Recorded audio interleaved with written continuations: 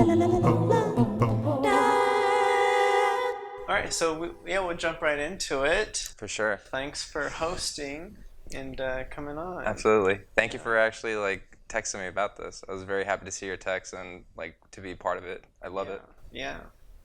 So you are Avid Eghbali? Yeah. Am I pronouncing that? That is correct. Avid Eghbali. I got a second part to my name that I didn't learn until I was in 8th grade, how to spell it. So I just kind of gave up on using it.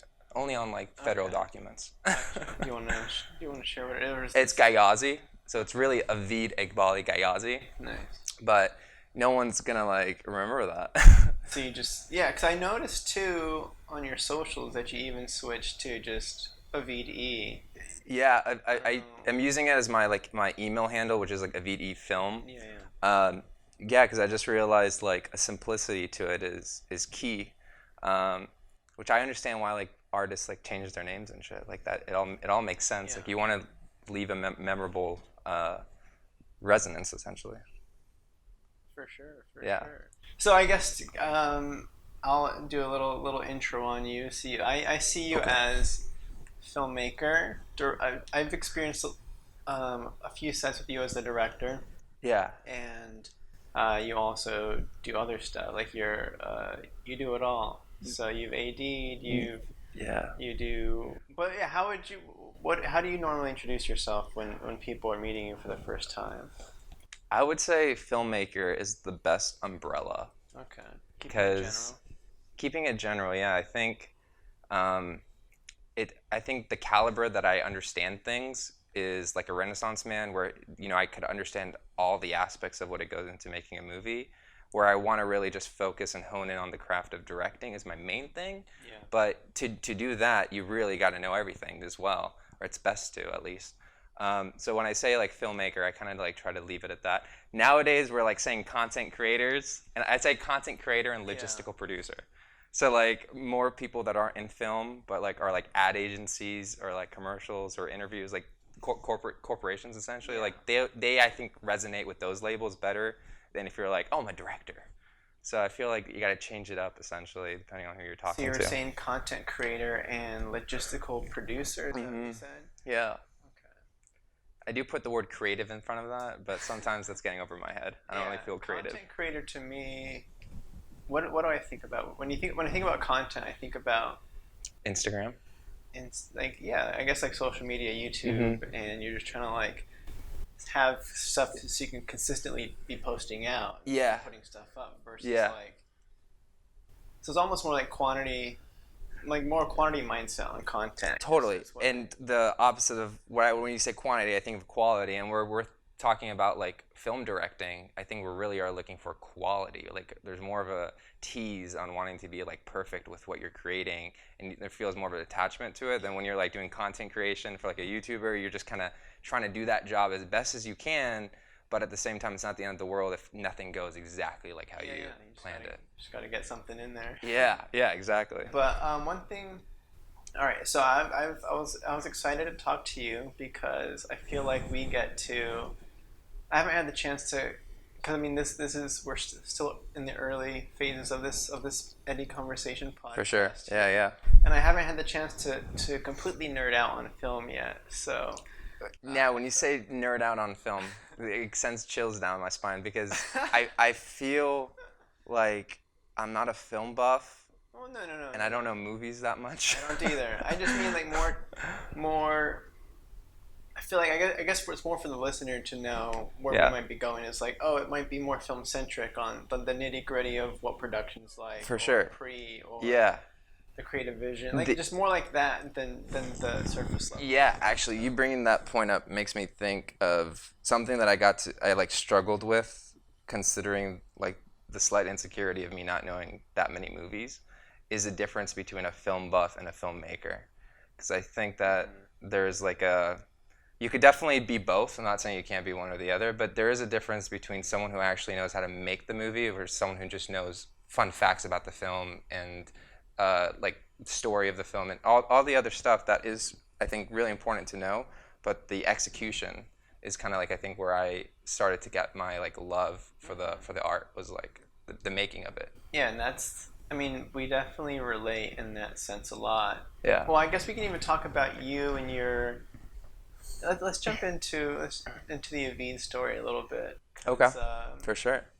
let's get the background on. I guess you mentioned directing is kind of is the dream. You're kind of sharpening all the tools to kind of make you a better director in the Yeah. end. And Yeah. I'm in the same boat with that too. Yeah. So, yay. No, But you during this time of getting to work on your feature, uh, that was actually one of the biggest learning curves for me. I mean, to actually see the stuff that you've been working on, and you've been doing it really independently for like a long time. Like you're at least from how people talked about you from Reno, of like how you organized your community with that. Like that, to be honest, like that was where I was more started to like see you like as an inspiration, like looked up to you more in that sense.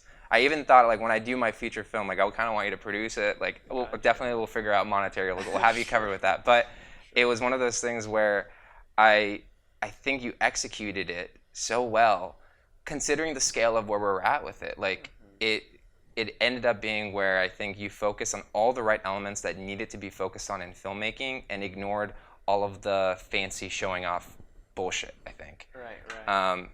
Which is, unfortunately, I think when I got into it with the idea that you need a red camera on set, the idea that you need all these fancy bullshit things. And I think what you honed in better when I got to see you work was more on the story, more on the actress. And then as far as like the camera stuff goes, you had full trust in Connor. Let Connor do his thing. I noticed the small adjustments you made, and I think that those were actually great adjustments. Like you weren't overbearing on him. You were kind of making it like stylistic at points. Right. Like the under the table when we were at Kat's house, filming under the table with the blue stuff. Like I loved how that actually like ended up playing out and added production for sure, production value. Yeah, no, it's yeah. I guess like that's to comment on that a little bit. Thank you. For Yeah, the kind words. absolutely, I appreciate absolutely. it. But no, I was only able to do those things, make those decisions because of the exploration and so many other, like kind of like what you were saying was, or what I was saying that you were saying Right.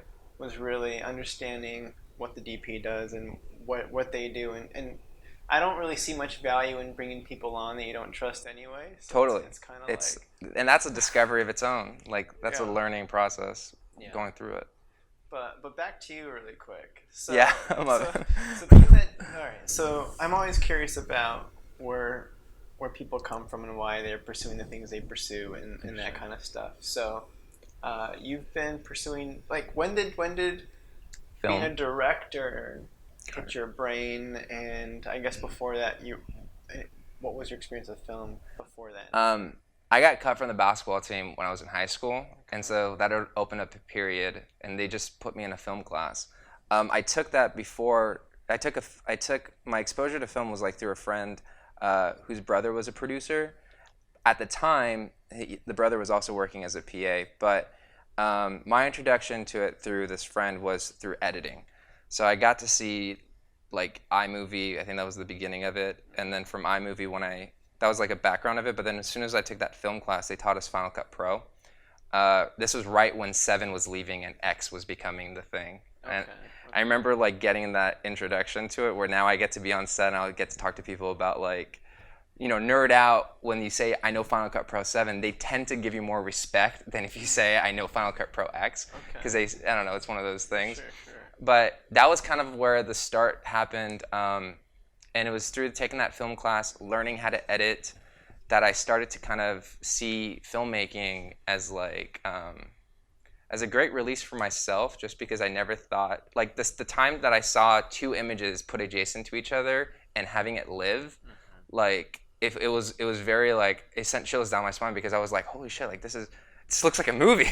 Like just as simple as like a character opening a door, walking through it, and then cutting to him walking into the room. I was like, that works. It's magic. Yeah, 100%. And that kind of made me understand and work backwards from editing to learning cinematography, because that was kind of what I wanted to do even before directing, was DP stuff. And then I realized it was Donald Turner when I saw him work, and I was like, man, I don't really think I want to do this. This is not exactly what I thought DP job was. And then that's when directing became a little bit more interesting to me. And it was through working with Mikey Murphy that like I really decided to like pursue the directing world. And how recent was that? That was my senior. That happened my senior year of college. Oh, I'm sorry. That happened like my junior year of college. So that was back in 2017. All right. So through high school up until you said senior year of college. Yeah. You were kind of feeling stuff out and exploring it. Yeah. I mean, by that time, I had already created my first short film where I had Frankie Manis be the lead actor in it, and it was called The Mistake, which has a lot of mistakes in the movie because I didn't know how to make a movie. But that was like where I did everything. You know, the directing, the DP, like had hired someone to do sound. But that was a project where I would say was my film school without a doubt. Because after that, I think I tackled a lot more projects, and I entered the music video world after that project. I realized since I understand camera and editing, I could execute a little bit of projects where I get to put myself as a director if I just am doing these music videos. Yeah.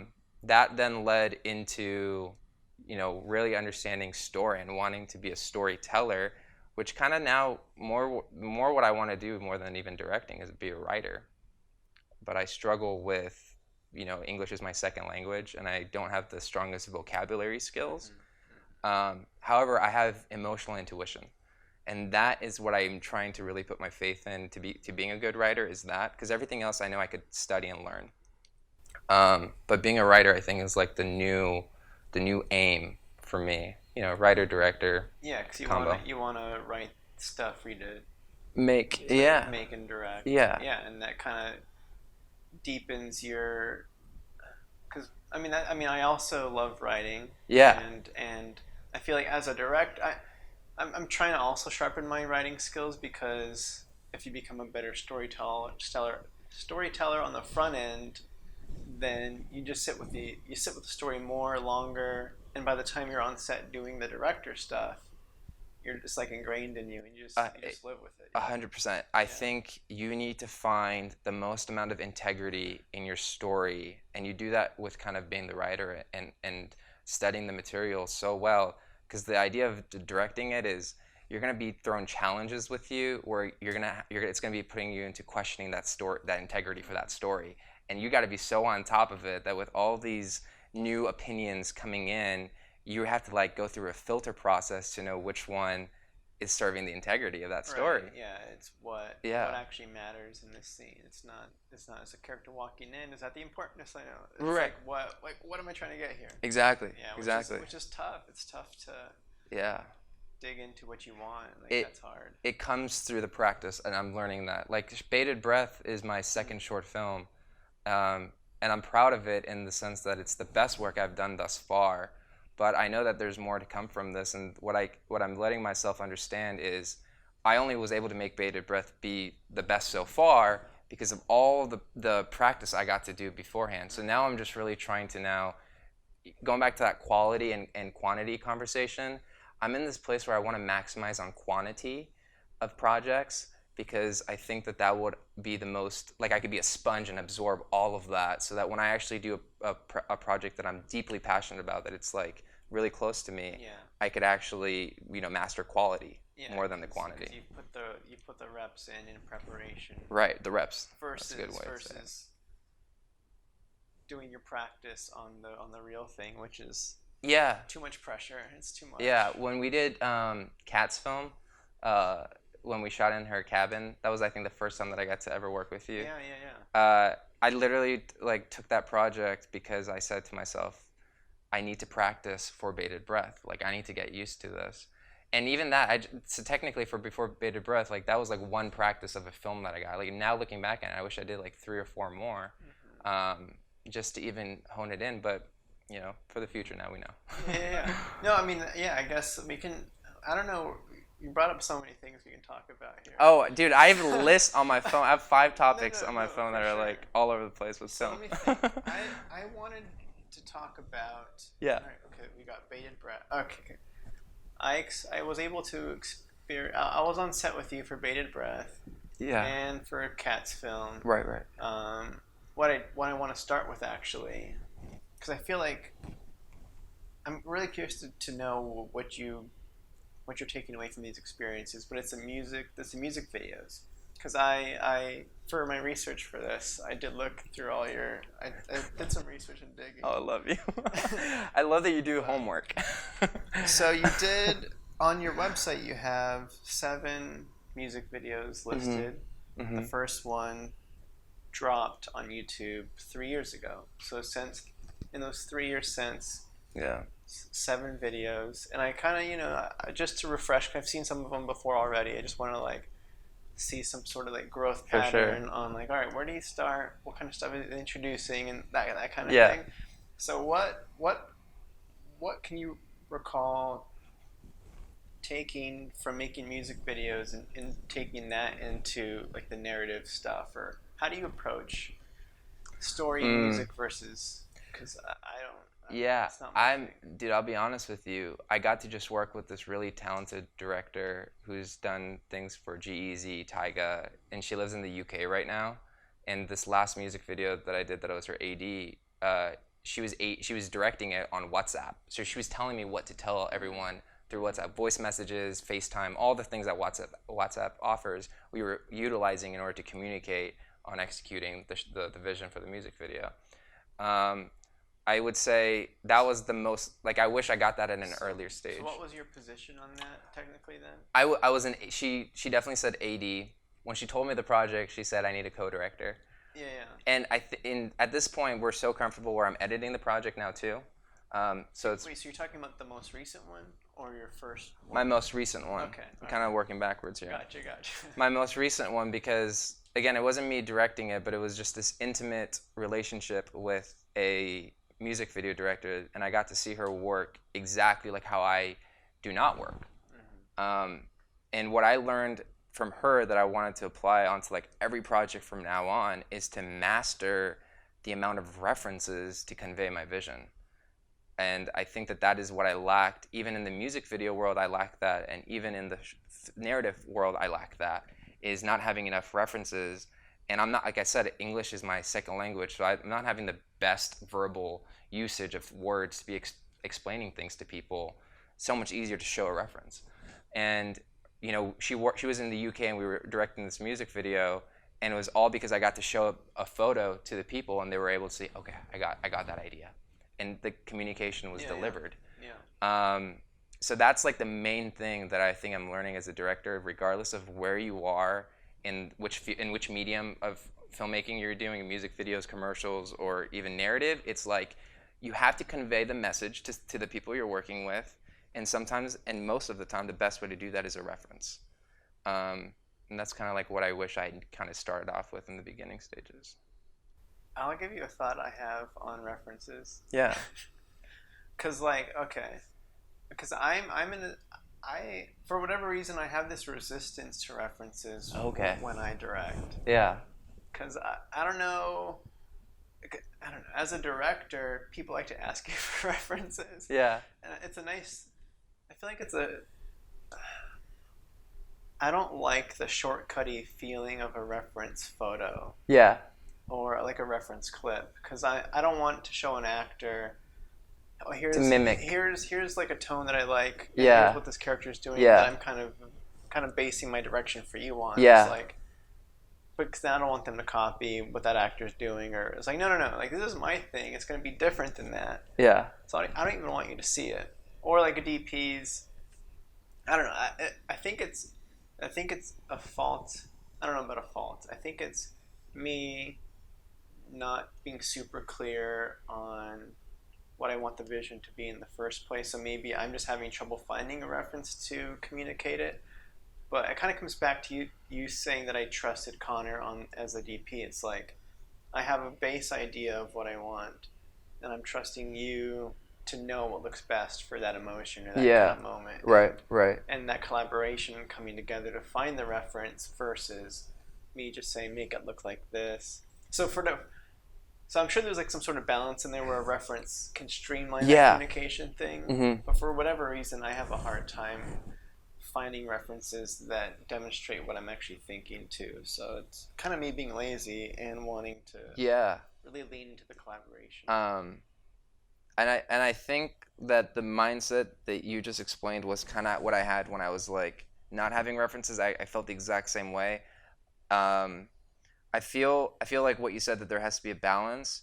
There totally does, and that's what I'm learning. Like everything is like you kind of have to have everything to be to a certain degree, right? Like your collaboration with Connor needs to be to a certain degree before you kind of like give your input in.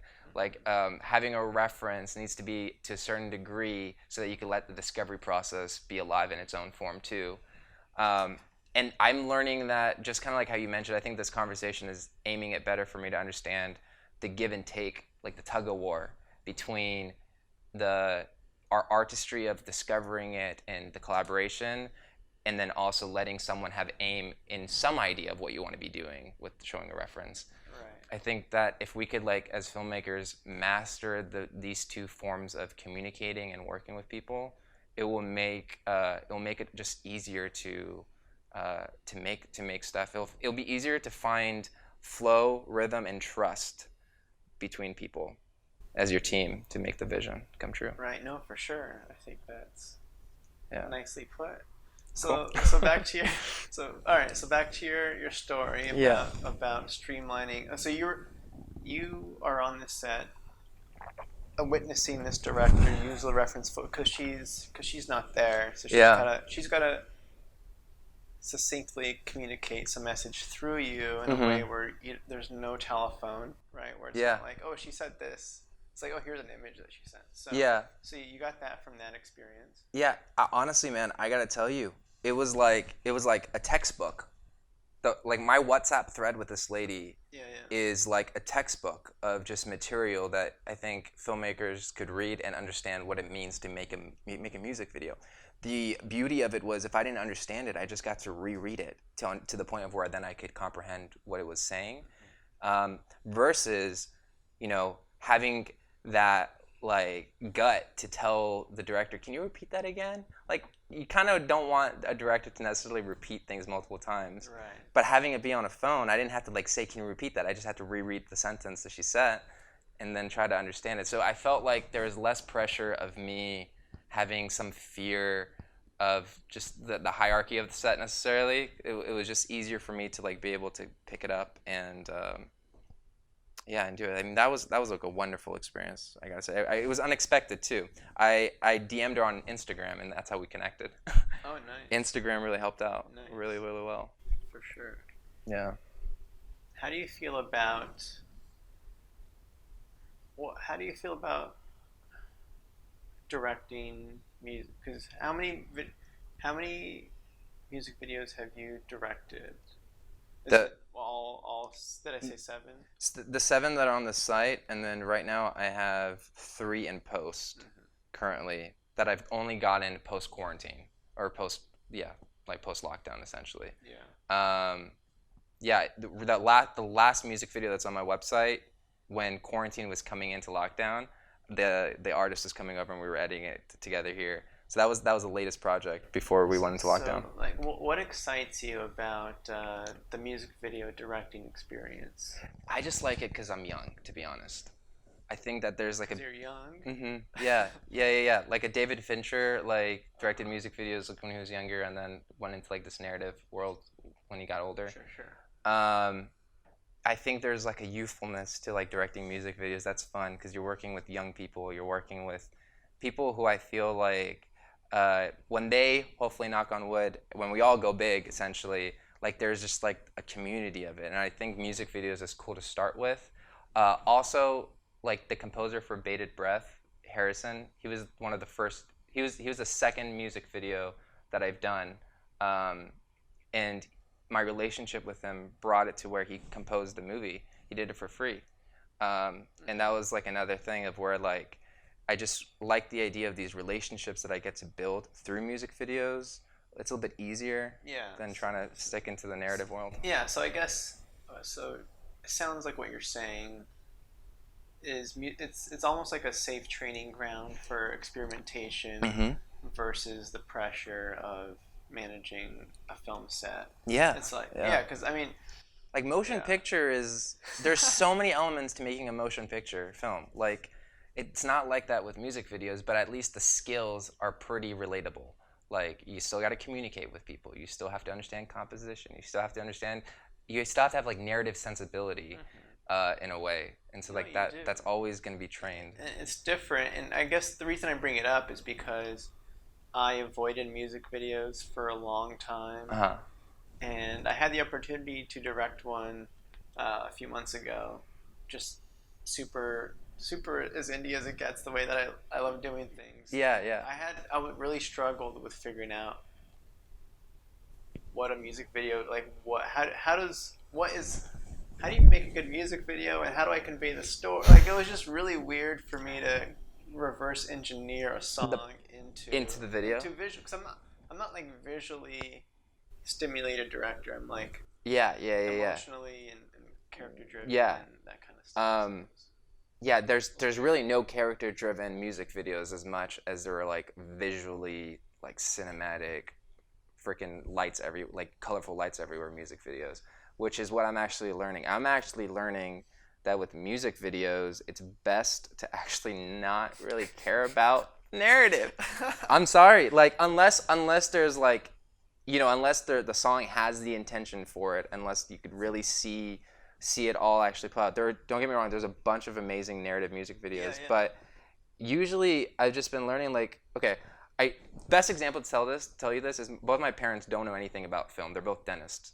When I showed them a narrative music video, they didn't fully get it. When I showed them visual aesthetic, red lights everywhere, strobe light effect, all that kind of stuff, my mom was like, "Oh, it looks like a real music video."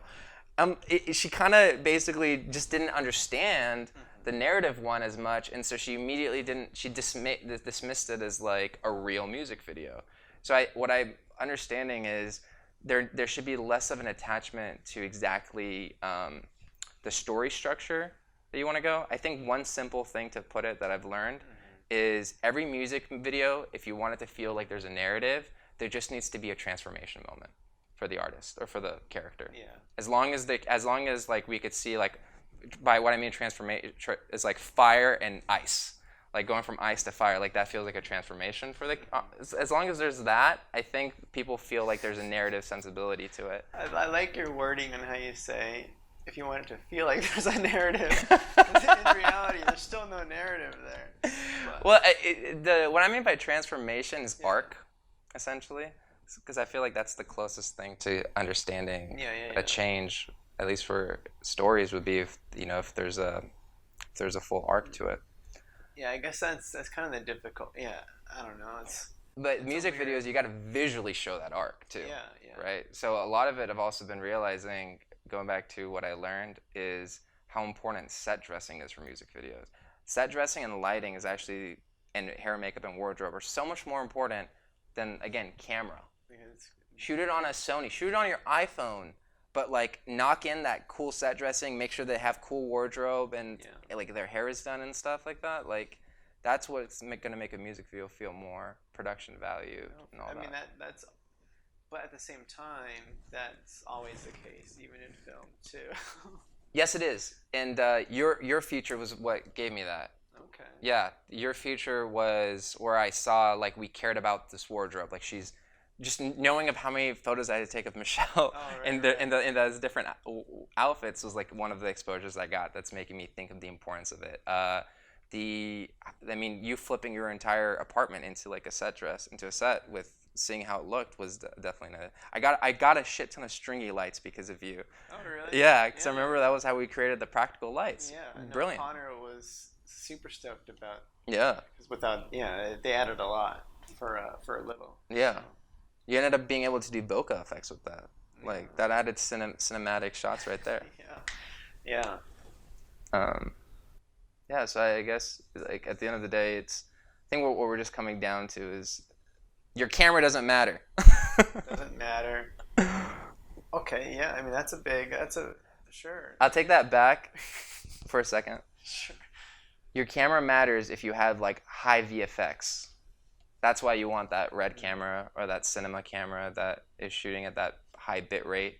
If you're doing crazy post After Effects stuff, I understand why you would need a bigger camera. More flexibility. Dynamic range, all of that.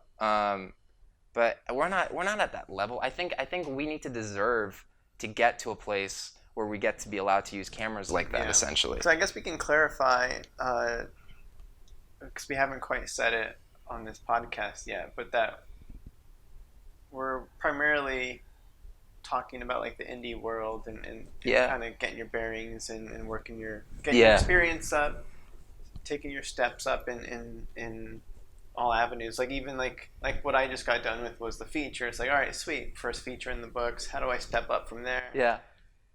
So that's kind of where we're at. Which I think is kind of cool. Like I don't hear enough conversations about like how the indie film world kind of actually works and how to get the most out of it and what to put in and that kind of stuff. So I kind of enjoy this space of talking about this. No, I do too. This is like so far very insightful on just learning more things right now as we're talking.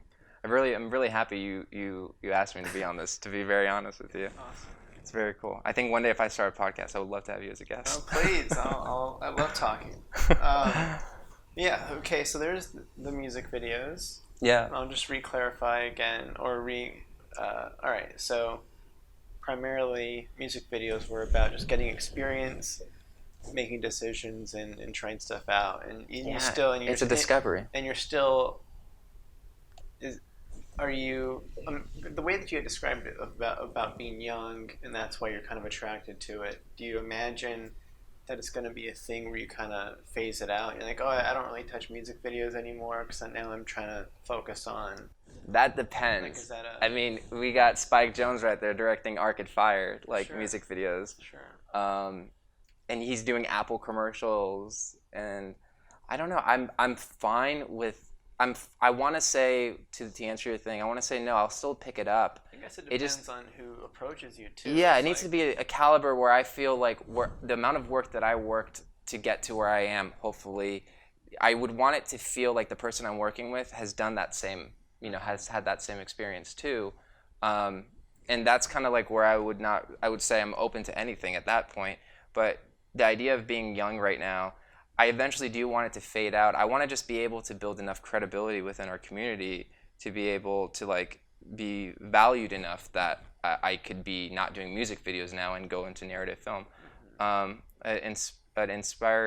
inspiring Persian American, or probably Australian too, director is Nabil. I don't know if you know him. Nabil. I could also be saying that wrong. He directed his first feature film. But he's like around 35. He's done hundreds of music videos. Alt J, Kanye, Big Sean, crazy names. Now he's being able to do his first feature.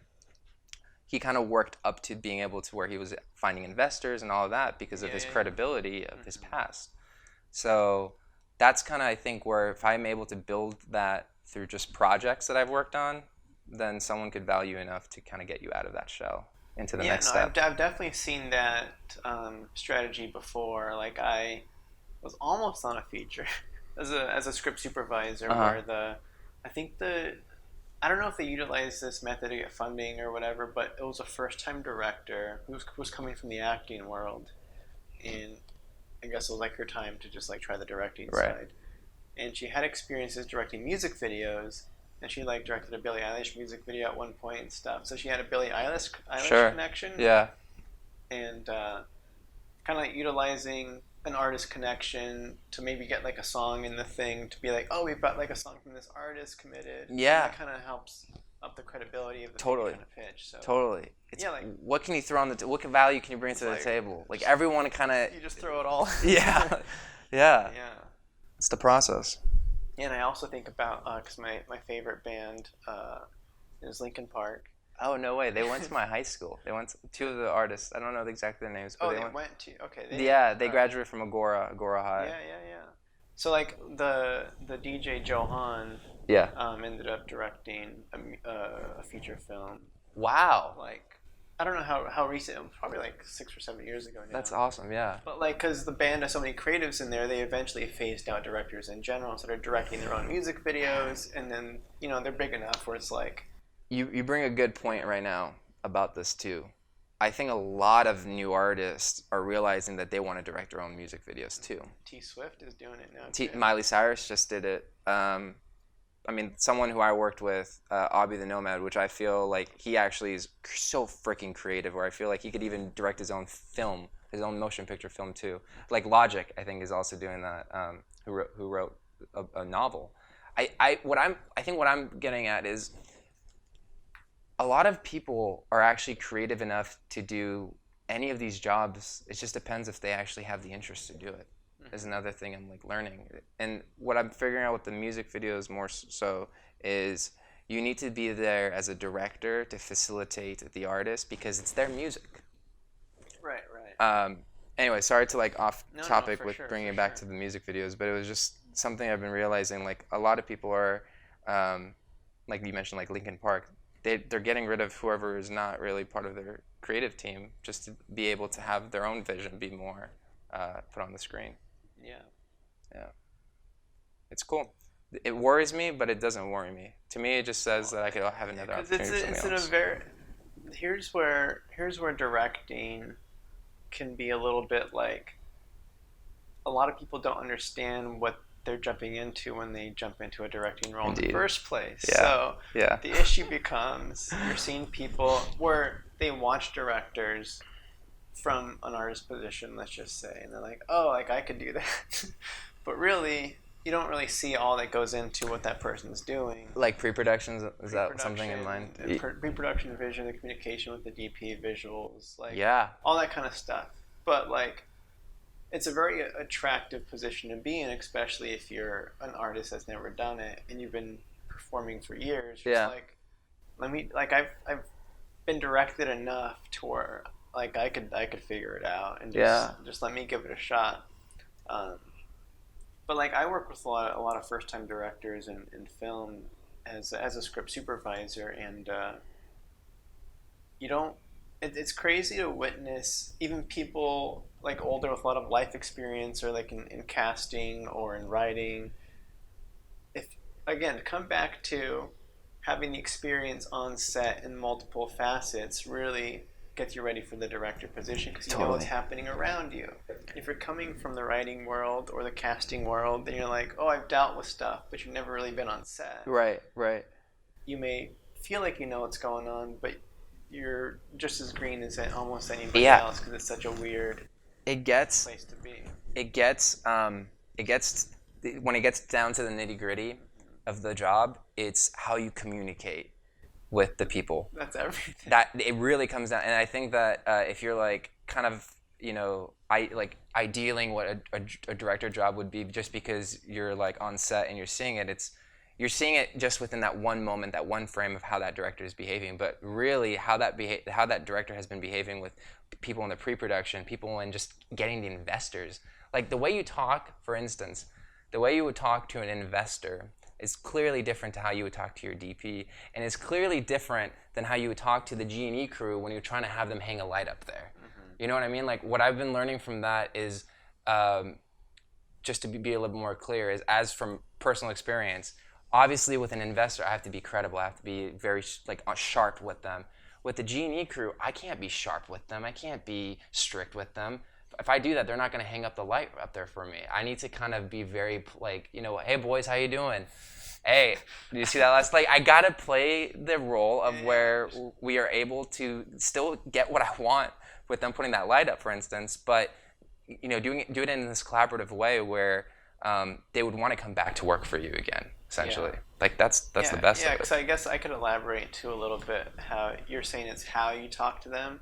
I would go a step further and say it's what you even talk to them about. Yes, indeed. Which I think you're including that in there, but it's like... No, I love that you clarified it. Yeah, very much so. Because a new director will jump on set and they'll know they have to talk to the actor and they'll know that they have something to say about a visual. But me as a script soup, I'll ask them questions all day based on the script. I'm like, how are we covering? Like, how many setups are we doing this? How are we covering it? What's the intent in this moment?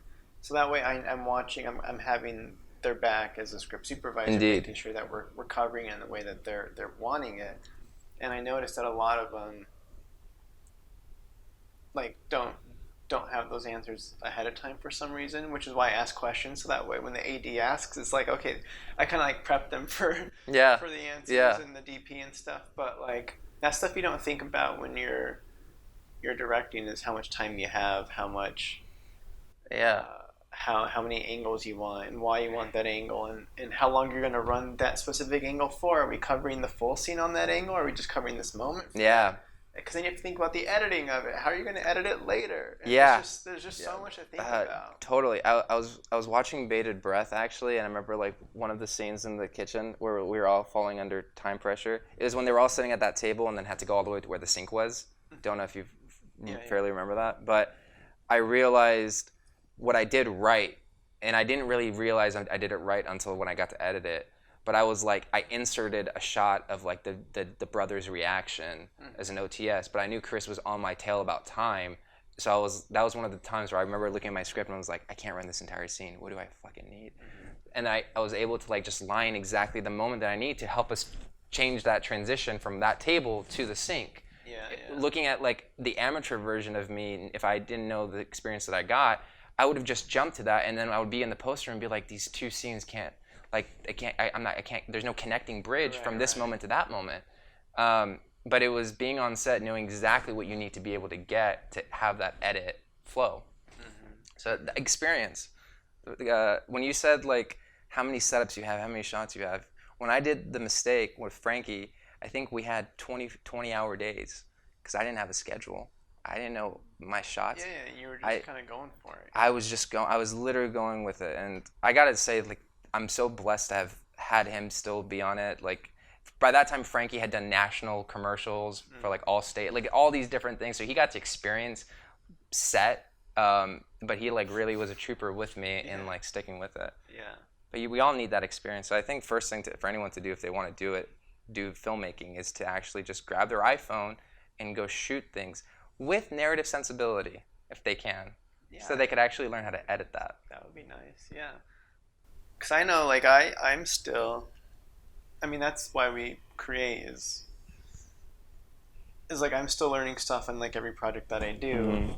For instance, earlier this year, I directed Popcorn, which is a little comedic short. Yeah. And because I guess one thing that I was taking away when I finished It Was on the Inside, or like filming of that. Yeah. The constraints were so strong on that I couldn't. There's like no wiggle room to go for too much additional coverage. I'm like, I have to get what I need to edit this film. Number one. So I was able to kind of do the experimentation of almost relearning the fact that getting more coverage for the right reasons is like ups production value too. Yeah. Where I would always fight too much coverage. Like I hate when directors enter a scene and they don't know how they're going to edit it, so they cover the wide for the full thing. They get their for the basic setups. Yeah. And it's like, okay, you've covered it from all these angles, and you're doing it for like the full 5-minute scene because you don't know how you're going to edit it, and you're just grabbing stuff because you're going to figure it out later. Like, yeah. I hate kind of. It's a safe way. It's a luxury thing. Totally, and they get that on like TV shows all the time. I feel like, and obviously, if they got the budget for it, they're so much more willing to even go about that. Yeah. In the indie world, I say your script breakdown and your shot listing / storyboarding is the most important. And what I learned from Bated Breath, because in Bated Breath there is a lot of basic coverage, and that was more to money and time and having to get that. But one thing I think I could have done stronger was if I had sat down with my DP a little bit more while reading the script rather than just looking at shot diagrams, because I had shot diagrams for days for that for that film. But if I sat with the DP a little bit more and reading, like, does this moment feel like if we cut to like a profile of her, it will play a better tone because we can't see all of her face, so we don't see all of her emotions, but it leaves us feeling a little bit more disconnected with it. Like, like questioning composition to the emotion on the paper, the script, which I feel like directors are not doing if they really go in with wanting to get basic coverage. Right. They haven't really broken down the script to the frame, essentially. And I think if they do that, then you'll get a little bit more of a dynamic scene. Yeah, because I'll rewatch my short, the popcorn one, and I'll be super proud of, like, because I guess the objective on that one that I pushed instead was like, we just maximize the time, so it's still like a 1-day shoot. And I was like, all right, cool, we got it. All right, move in. All right, now I'm happy with that. Cool, move in again, and you get like the close up, the medium, and you get. It was like stealing. It was almost like stealing shots, where it's like, all right, cool, let's try this, let's try that. Yeah. And just being super flexible with what you're grabbing. It was a nice, shoulder rig and stuff. Yeah. Like, all right, cool, we're super flexible. And as indie, another thing I learned from you is to do things shoulder. I think you mentioned the Duplass brothers. Duplass. Duplass, who I'm watching Room 104. That's awesome, right? And I thought about you, and I did not know that the guy, one of the brothers, was on the morning show, and I love the morning show. And I was just thinking about you because the way that they're executing that is all of the story happens within this one room. Which is beautiful. Which is so indie, like so up our alley of no budget, narrative, and execution will bring this like into a masterpiece of its own. And so it was not. Where I'm going with this, just to mention like this fun fact, was I think you mentioned it while we were on set a while back that you like these directors, and it wasn't until seeing their name on when I was watching Room 104 that I clicked that I was like, oh, Eddie told me about this. Like Eddie told me these brothers. Yeah. And where I'm going with it is, when you were mentioning that, you were saying a lot of like shoulder rigs. I think in your film, in your feature, we did a lot of shoulder rigs on purpose for that flexibility. And when you're doing indie projects, I think shoulder rigs are so much better than trying to see if you could get a jib or like a crane or all those. I mean, again, you need to, what I'm learning, and I'm not even fully there yet, I think, is you need to work enough and have enough content to where you deserve to get those pieces of gear for your content. Yeah, because I'm even just trying, I don't know, I'm still resistant. Like, I'm trying to break out a little bit on myself, too. That's why, like I said, there's always a growth. Like, I almost feel like I'm trapping myself in the handheld shoulder rig world. Where it's like, all right, how do I break out of here? Like, what kind of, like, what would I want a jib shot to look like anyway? What's an That's true. jib shot? Like, very, very true. Because I've always been, it just takes time, and it takes because like the jib's gotta come down at the right moment. It's a lot of coordinating with those kind of shots. It's just a pain. Like I'm not a fan of the time. Yeah. But they're great shots when you nail them. Yeah, indeed. I think that what you're realizing is because you kind of executed it, and I would say successfully too, with this like the shoulder rig method necessarily of shooting the flexibility to it. I think you are scratching your itch of wanting to have more time to execute those more complicated shots. I think you're gonna get there. I really believe that you're gonna get there. Sure. When we get there, I think that's gonna be a moment that you and I could like hang out in an edit room and be like, you see that shot? See that jib shot? Yeah. What I would love is like a jib shot to have a steady cam on it so that we could literally start on top, bring it down, and then have the steady cam walk off. And do the whole continuing the shot. Yeah, it's Citizen Kane. I feel like Citizen Kane was like that. Like a long-ass one-take shot. Think about 1917. And then 1917 is a great one. You'll be nailing those kind of shots where it's like, oh, we're just gonna, because we can, Like they have like a drone coming down and then a Mobiop picking it up and like walking with it. Like those coordinating is insane. We're in a world of Corona, COVID-19, and it's kind of hitting. I mean, the film scene was kind of hiatus and for like the whole entire world for months. So yeah, and they're slowly coming back together. I think that, like I mentioned, I think before we were talking when we were setting up, was I've been getting more jobs post like this lockdown and with Corona being here. When did you start getting jobs again? Or did jobs, I'm assuming jobs halted for a period? Yeah. I think when the first lockdown was lifted, a week after I got a music video. What month was that? That was sometime in April. April? Was it that early? Yeah, sometime in April. Lucky duck. I don't know exactly which week. Yeah, and shout out to Keon for giving me that job. But so that and then from there on, I just made enough relationships with the producers and stuff that they actually brought me on to 2 more music videos after that music video. Yeah. But like I said, I think the only reason why I'm getting these jobs is because I wasn't so high into working in the industry before this virus kind of came. So I'm like noticing more improvement in me getting jobs just because I was like lower in the totem pole. Like I said, if I was working for like a production company right now, like a full time, and I'm not working now, obviously there would be a huge contrast in my life. But I'm kind of actually finding inspiration and momentum through this moment right now with Corona being here. Uh, and I think for me personally, I really do enjoy it in having this lockdown. I think this allowed me to do a lot more self-reflecting in directing, in like realizing I don't want to say that I'm a filmmaker even. I would rather say like I'm an expressionist. Like I just want to express myself rather than I just use the filmmaking as a medium to do that. Sure. I would, I play instruments, so I could even do it in like musically. I feel like so. That was one thing I think at quarantine helped me, which helped me store integrity in this idea of wanting to be an artist. And I feel like that's what Corona kind of brought me out, giving me now fuel to pursue film a little bit more aggressively. Yeah. How do you? I guess I'd be interested to talk about the safety aspect of these sets that you're getting on, being that how It's a good conversation. how do you feel about how these sets are being run, being that like that early on in quarantine, like the unions were still trying to figure out how to properly run sets and stuff. So like, how has that felt jumping into those situations, knowing the world that you're kind of in at that moment? Did that affect you in any way? It did in weird ways. I mean, one thing I'm learning is it might be better to become a COVID safety officer on sets and get that certification to do that rather than being a PA, because one, when they're budgeting now, they actually pay those people more, and so they're actually taking away from a PA rate to fund that. So that's one of the biggest reasons if you're thinking money wise. But second, my biggest reason on being on set, even as a PA, was always that I get to see people who have been doing this longer than I have work, and I get to learn from that. And as a PA, they make you sit in your car now when they don't need you, and they'll radio you when they need you.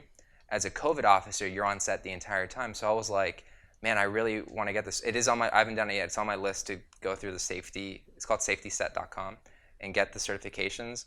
But I realized I would think I want to do that in this time when we're in this virus, because that's going to still keep me next to the director, get to see what they're working on. You get to walk around and make sure everybody's staying safe. And Yeah. So it gets you an excuse to be in different areas Yeah. that you normally wouldn't get to just be wandering like Yeah. or whatever. And so to answer your question about the safety, it really does depend on who is the safety ambassador for Corona now.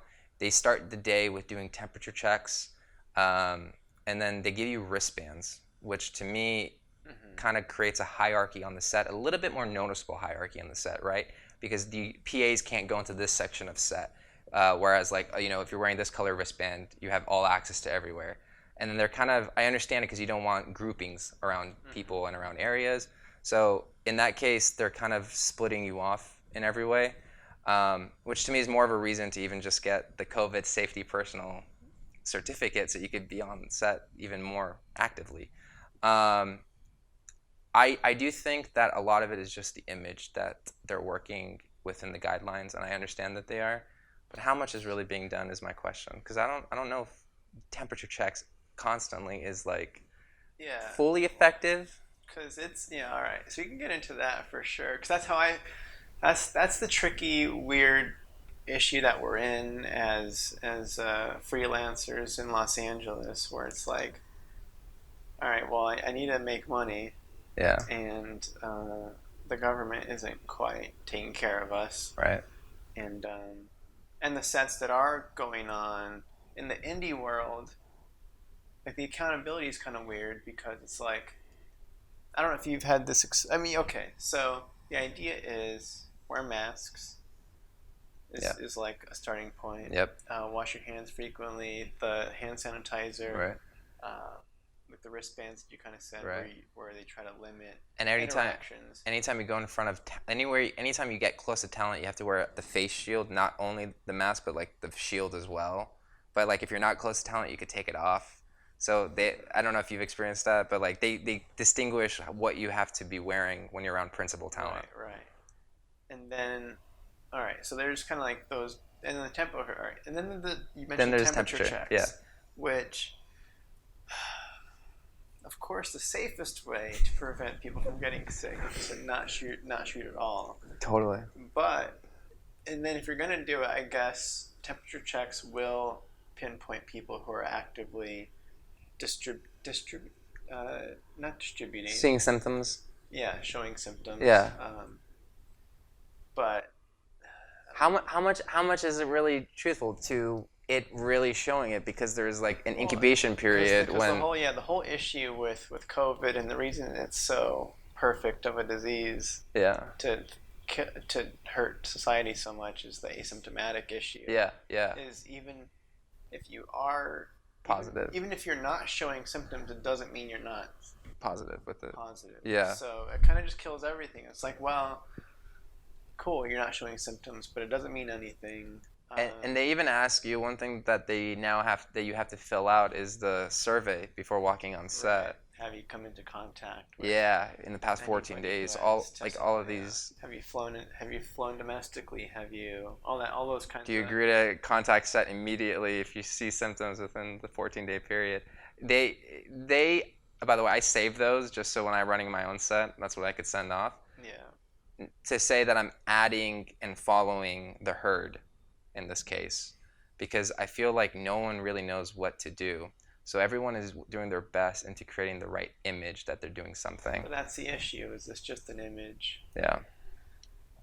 And that's kind of more of, because like I'm a part of script supervisor groups where you gotta like, people chime in about like, oh, what's this set like, and what's, like Facebook pages and stuff. Like Facebook, Facebook groups and stuff where you gotta hear experiences and the remote working as a script supervisor, the whatever, and all that kind of stuff. But like, a lot of people in our freelance world are kind of like just advising against. It's not even safe to go back to set at all, and you can kind of show like the whole Robert Pattinson news that just came out with the Batman. Yes. Is they went on hiatus because of COVID. They finally came back. Mm-hmm. Strict guidelines. 3 days in, the lead actor he gets sick. Yeah. Test positive for COVID in the super union world where they're they can do anything they want with running a set. Essentially. Running a set. Like, yeah. If they can't do it, how could Indie be able to do it? How could anybody do it? So yeah. It's kind of like No, you brought a very good point. So it's just weird. It's scary. I mean, yeah, the topic of the corona is, I think, one of those where every industry, not just film, every industry is probably having similar questions that you and I are having right now. Even believing it, like believing in is this exactly like gonna work? Like, is this the right method? And I think the more we're just going through it, the more we're just seeing like how much is an image. Like Halloween being shut down, for instance. I 100% think that's them being like, yeah, and we also closed Halloween because of the pandemic. Like, they're just adding and then they lifted to it. Right? Did they do that? Yeah, like God, like that just where's trust formed? Stick to one, please. Like. Well, they're like, wait. There's back. Oh my God. Wait, it was like we didn't actually think this through. Sorry, no, you can actually trick or treat because you can keep distance outside and like whatever the scenario is. Like, who knows what it's going to end up being. We're only in September and there's a lot of time till Halloween. But yeah. Regardless, people don't. We're all trying to figure it out and kind of. I don't know. It's a weird place. But I don't know if you had anything else you wanted to say about it. To be honest, not with COVID. I think it's such an uncertain area of topic that like it will constantly continue changing for everyone. I guess what I could say is I've witnessed a couple of sets where like we were saying, it is an image thing to where it's frustrating when higher ups aren't even following like my last set was like that. Yeah, emails are so strict about like masks are mandatory. Yeah, and this and this and this, and then I get to set and I'm like, wait a second, I'm seeing like your mask is down here, you're over here. Because the email could be printed and it'll look like they did everything correctly to it. Exactly. It's so it's irking. So that's why when you said that you were getting plenty of gigs early, like during quarantine, I'm like, those were not those were not No, up to snuff, probably. no, I think at the they term, I don't know if that's. they definitely had people there. I would say I don't know if you see Keon's story by any chance, but they've given Keon a 6-foot pole. Oh no. And Keon's job is to go between each person that's not and put this pole between them. And he's working on the show SWAT right now in Santa Clarita. Yeah. And I gotta say, like, it's a little strict, but like that's where I'm seeing a little bit more of an active, effort in trying to do the whole keeping distance while still working and stuff. But at the same time, it gets so hard to stay 6 feet apart and then communicate like what you're really trying to communicate. Yeah. It's interesting. It's interesting times. Yeah, because then you get all these studies coming out too, where it's like 6 feet's not enough, or it doesn't matter about your distance if you're indoors and you're sharing the same air anyway. Then it doesn't matter how far apart you are. That's why like office work. It's like airborne. Not a good thing because it doesn't even matter. So it's like all right, whatever. So you just do like you said, do the best you can. Let's get through it. Yeah. Changing topics. What do you got? One of the things that I had on my little brainstorming session was wanting to talk about capturing ideas and then implementing ideas, and kind of ties in with like a writing process and how you would go about it. How do you capture your ideas? Define capture an idea. Like, what do you mean? How do I know what to write about? Or No. I think that's why I said implementing ideas as well, because I think that when you capture your idea, you go through a filter process with the idea, and then you kind of see where it implements into more of the project you were thinking of, or something you like for a character. And then overall, it kind of ties in with like a writing process, starting from like writing a treatment for your script to then outlining it and then really getting into it. And I know you like using index cards, which I do too, because it just allows you to, move shit around and see it all in a wide screen, essentially. It's easier than the digital doc where you have to like copy and paste and like move. It's like, all right. Physical touching and moving is for sure. It adds more intimacy to you with the material by being able to do it like that, I think. But yeah, how do you go about capturing ideas? Like, do you write it down on your phone? Do you record your voice? I don't know. I'm thinking about the latest short because me and a buddy have been kind of doing some weekly like writing short film kind of stuff just to have some accountability partners on whatever. So I've been wanting to create like a backlog of short film options just to have in my back pocket for when I want to do a 2-actor thing. What gets me started on ideas is thinking about it could come from I read for Austin Film Festival this year. I don't know if I'm supposed to say that or not, but like I was one of their like script. Yeah, because people submit their scripts to Austin Film Festival. Yeah. And I was one of the initial readers that was like, does it move on to the next round or not? So I was able to experience a lot of scripts that way and see different writing styles and that kind of stuff. And then as a script supervisor, I got to read all the scripts all the time too with movies that I typically I wouldn't watch them and I wouldn't direct them myself, but I'm here to support the vision of a director, so it's a different job. So I will often make fun of scripts that I'm reading, and in the back of my mind, or as I'm reading them, I'm like, why? Like the read could obviously be taken in a non-serious tone in this horror movie where it's like this guy just seems dumb. Versus he's like looking for answers. I'm like, he should know the answer. So I'll think about my version of an investigator and just kind of start from all right, kind of make this guy look like he's super stoic and he's got a lot of stuff that he's really his thought process, you can see his brain is ticking away trying to solve this thing. The answer to this mystery is on the tip of his tongue, but he just never gets there. And he's always asking questions because he it's nothing's grabbing, but he always looks like he's on the verge of a discovery. So you take something that's similar in the script you're working on, essentially, like someone gave you to work on, and then you start using your own imagination to create your own alternate universe for that person. Yeah, so I'll get yeah. I mean, that's classic, like just inspiration from stuff I'm reading. Yeah.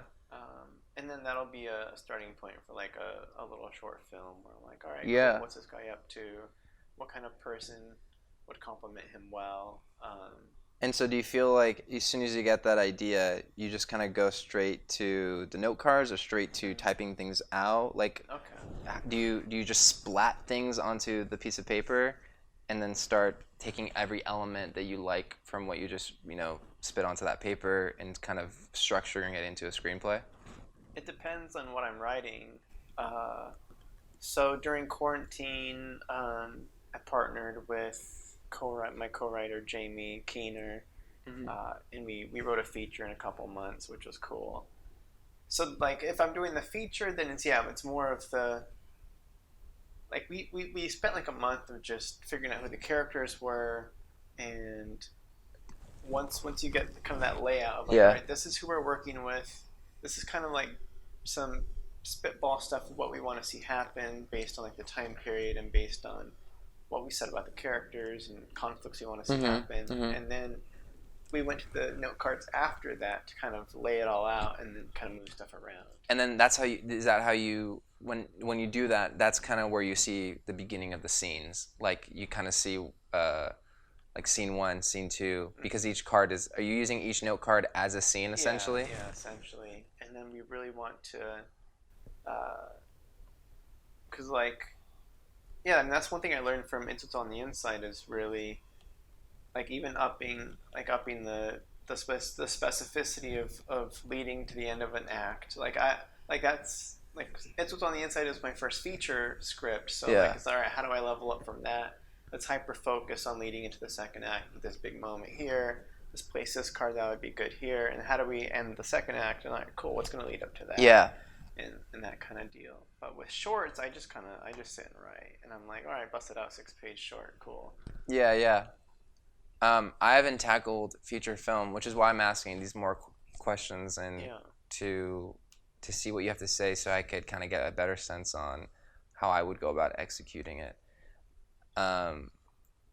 Even for like short films, I mean, in whatever I do, I feel like if I'm not prepared, I get so insecure of going into it. And I think what writing really is, and what I'm starting to hear from other writers, is like, it's okay if you're not prepared. It kind of is a discovery. It is one of the most organic forms of discovery before you even get the script to a director to discover it in the other way of it. Yeah. Which is what I do have an experience with. So yeah, for me, I'm like trying to, like I said, reverse engineer from editing to cinematography, directing, now this writing. I think I've expressed this to you over, like, I've been wanting to do it, and to this day I still lack this comfortability of just sitting behind the computer and letting my brain think of things rather than trying to feel like I need to have everything planned, know all my characters, all that. It feels similar to what you talked about earlier with the quantity of directing, so that way when you get up to the bigger project, you can kind of gather all that and use it on that. Yeah. It's very similar that's kind of why I do the short films too, is like I get to really hone in on, all right, just sit down and write something and it'll come to you. Yeah. So that way when I do sit down and I write the next feature, then it's like, all right, cool. I've been keeping that muscle working. Right. So I can actually dig in deeper now versus digging in deeper all the time. It's like, just do the thing and you'll be ready for the big thing. Do you have right now? I know one thing you and I have talked about in the past was you have like a 30-minute reading block that you have for yourself. Yeah. Have you created that for like writing at all? No. Got it. No, I can only do so much in a day. But reading is, depending on the book that I'm reading, sometimes the daily read is still a challenge where it's like, I don't really feel like reading today. Sure, yeah. But then I do it anyway and I'm thankful for it. Yeah. So adding writing, no, it's more, the writing has been more of like a new weekly assignment. Got it. So at least during the week I'm thinking about a story or knowing that it's got to be done, and it's less of a priority. Got it. And you plan that out on a calendar? Because I know I I've remember. got the 3-month calendar in my living room. Yeah. Yeah. Okay. So like, yeah, we set a due date on when the script is due, and then when the next meeting is. So it's like you want to give that buffer to read the other person's script, to kind of develop your notes for them for the meeting. Yeah. And then there's the deadline. So deadlines are always good. Yeah. No, you have. I love your accountability. Like, even I think that's something like you've mentioned. I also remember like you saying like. One thing, because I'm the opposite of you in this case, and that's what I've realized, and that's something where I want to be training is the accountability for myself to be putting a deadline on something, to like saying that I'm gonna have to finish it. And then you also, I remember on set, you were saying like you're not gonna say you're gonna do it if you're really not gonna do it. Like you're one of those people that 100% like if you say you're gonna do something, you kind of have followed through. And I saw that when you sent me like the cuts of your film. It's what's on the inside, and I got to see the first cut, and then I don't think I saw the full final version yet. Maybe, probably not. I've not seen the full final version of it yet, but when I saw the first cut that you had, which was a little longer, I think you've definitely trimmed it from there on, right? Probably, yeah. It was like 2 hours, I think. Yeah, the initial. I don't know. Yeah, I don't remember which version I sent out, but sure, it was initially like 2 hours 10 minutes. I cut it down to 2 hours like 3, and then sent that out. Got it. Chopped out another half an hour. Got it. Yeah, I think I saw in your story of where you did chop it to like that 30, like 1 hour and 30 like around. 87 minutes. Right, 87 minutes, and that moment, I think it was through watching in your story, and then having all of this experience of where you had sent it to me earlier and seeing it be like a longer version. Really, to me, was like, holy shit, you following through with what you said you were going to want it to do. Like, you're seeing it through. And that's, again, where I'm saying where working with you has showed me this place of, like, looking up to someone, because it's allowing to put accountability on myself when I feel inspired of what you're doing through the work that you're doing. Yeah. It's kind of funny to me, because I don't know where I got the accountability stuff from, but it's frustrating to me that more people, it's not frustrating. It's interesting to me how impressive accountability for oneself is to other people. It's like, I don't know. I don't know how to say it. I think we all lack it in some way until someone who has disciplined themselves to develop it.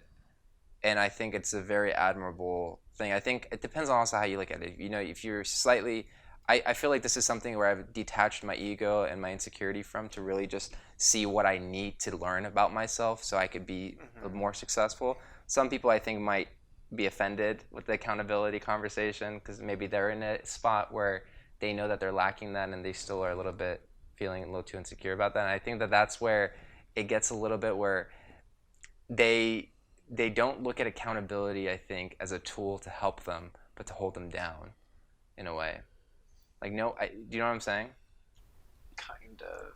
Like, you mean, so when you say that, do you mean like if they don't do the thing, and letting somebody else down will deter them from doing the thing they wanted to do in the first place? Or what do you I think a person comes to realization that when they don't have accountability, all they are is just talk. And that's what I mean about the whole insecurity thing, is because in a way, what you are in a way is like more of a poser, saying that you're a filmmaker, you're doing all of this, but really you haven't put an accountability onto you completing anything. You haven't really done much into doing what you're saying you're doing. And I feel like when you're using accountability in your way, and how I've been seeing you use it, is when you say you're doing something, you're putting your money where your mouth is. That I think is what some people feel insecure about, or it's not even that impressive of a thing. Here's the trick. Like you kind of mentioned it earlier, is all I do is I only say things I'm gonna do. So it's just, don't say something you're not gonna do. Totally. Like, it's as simple as that. It's like, I'm gonna hit the gym today. Yeah. Just go hit the gym. It's not that hard to. Or if you're not gonna hit the gym, don't say you're gonna hit the gym. Yeah. But I think you've understood yourself so well to know that. I think a little bit, some people, and I'm just going off experiences. I'm not going to name any names, but like people that have experiences, like, um, it's I think it's hard to say this word. I know it sounds harsh to hear it, but like it's a poser essentially.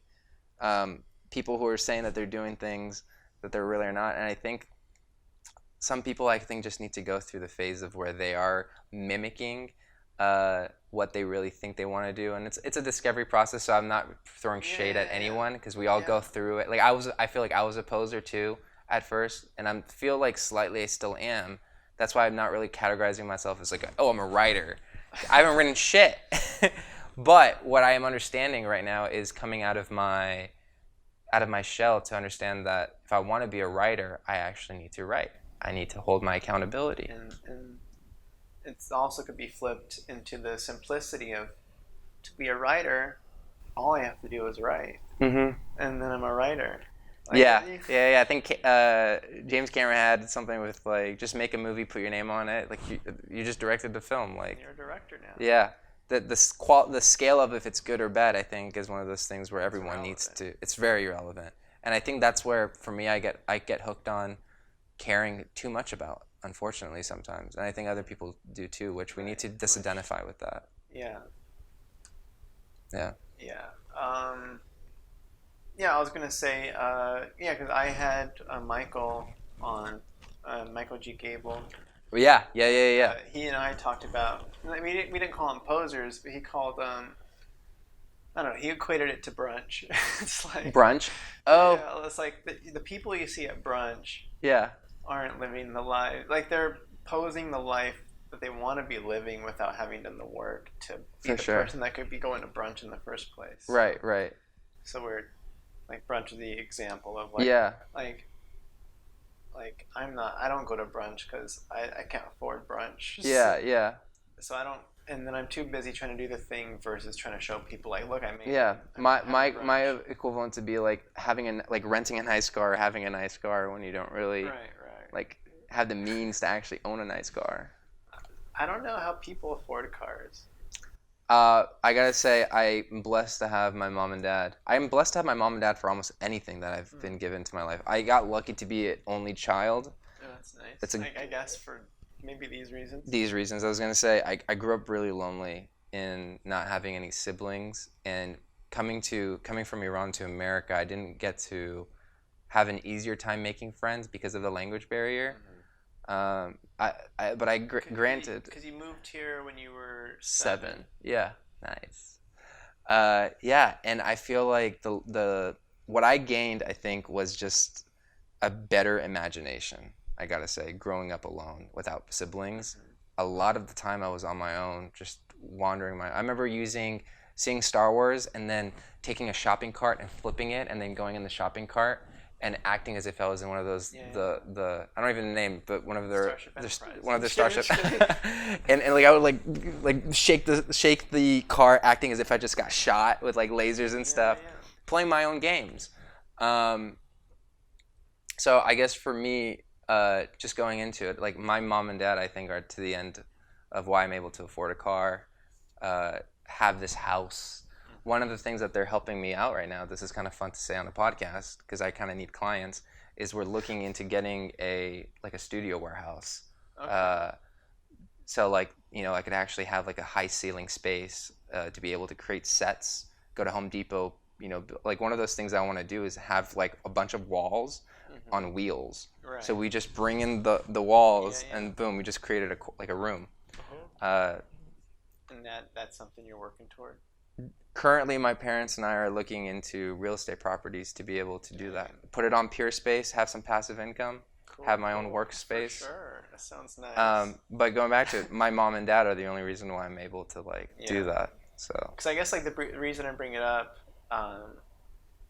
is I've never bought a car before. And I guess in a different way, like I've been blessed to have like a dad who's a mechanic and would kind of like stumble into vehicles or what, like back in the day he kind of works on bigger machinery now. Yeah.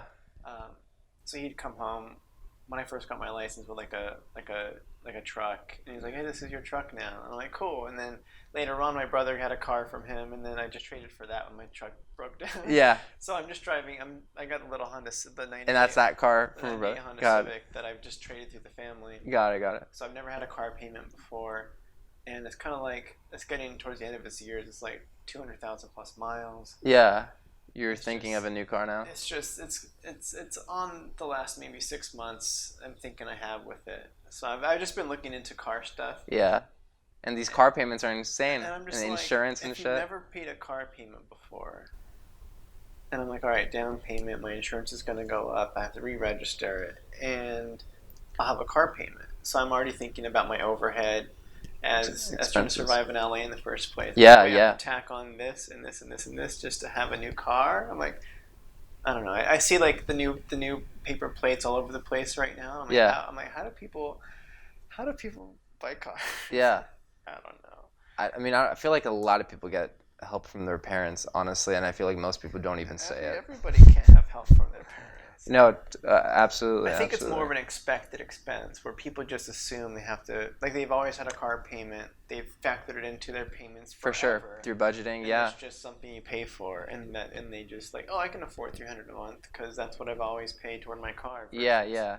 It is a more natural state of, like you just got to get used to it in the sense of planning for it, and then other than that, it'll play it out for itself. Yeah. As long as it's budgeted, it's the most important thing. It's just annoying.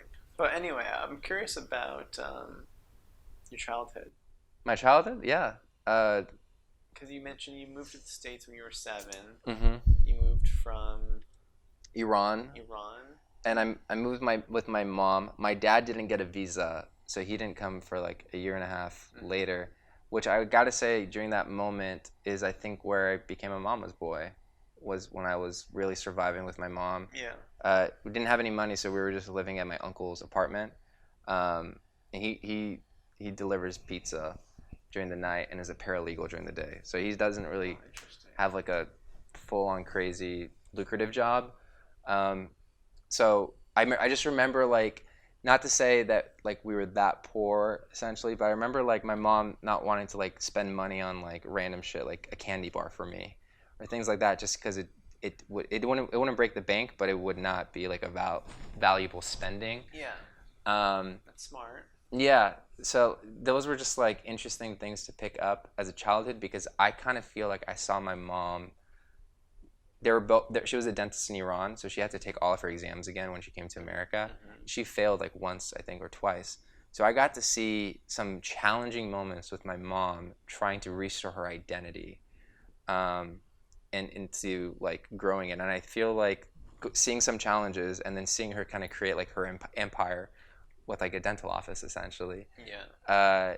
Was like a success story for me, and it just showed me like more about like determination and hard work And perseverance and resilience, Yeah. like all of that. because I guess the idea there was that her identity was a dentist. She moved, and then the failings of the test made her doubt the fact that maybe that's who she wasn't going to be anymore. And also like the rule of coming to a new country is like you gotta retake all the exams. It's like a stripping of your identity in a way. That's interesting. Yeah. Yeah. And she was a dentist for I think like 15 years in Iran. She was the head of a department in the hospital, because dental offices were in hospitals in Iran. So she was in charge of like multiple dentists, and then she comes here and she's like, being told to redo all of it. Yeah.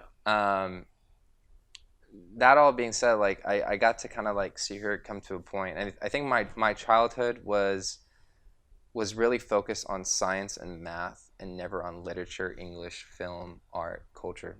My parents completely ignored those things. They were never really big on religion either. So really it was just focusing on like becoming a doctor is what they would say. And I kind of followed that through all the way into college. I got my degree in chemistry.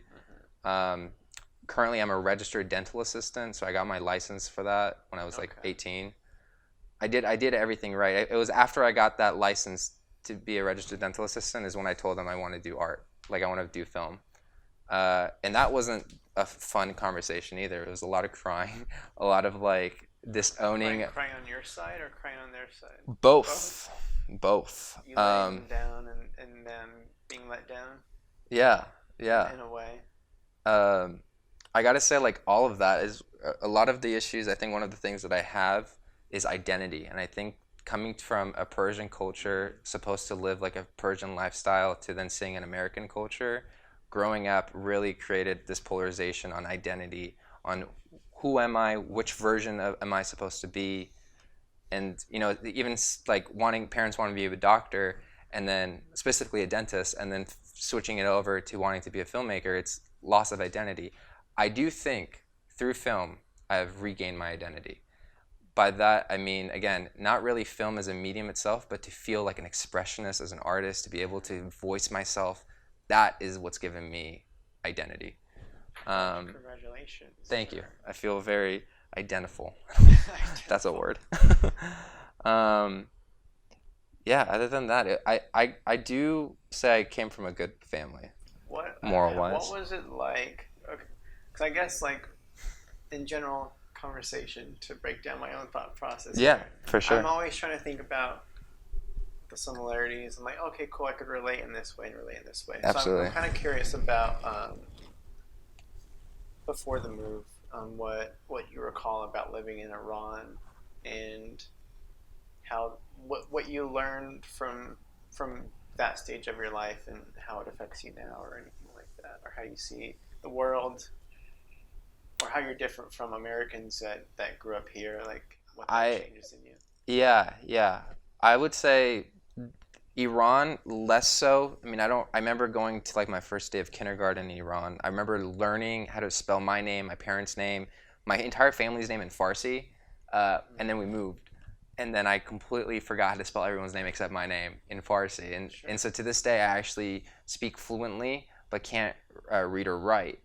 And that actually got broken during that time of when I moved from Iran to America. So culturally, everything that I've like followed between the difference of this Iranian lifestyle has just been under the house, like under the roof, living with my parents and my grandma. Biggest one is my grandma, obviously, because she doesn't know any English. She hasn't switched into an American world at all. She's really stuck to whatever she was doing in Iran, just here now.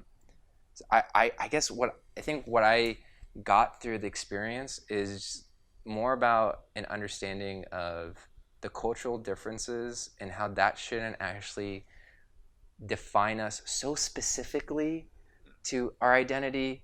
It's important to understand culture because there needs to be an education of understanding so that there could be some sense of relatability, some sense of like to get an idea of where someone is coming from. That's why I think culture is so important.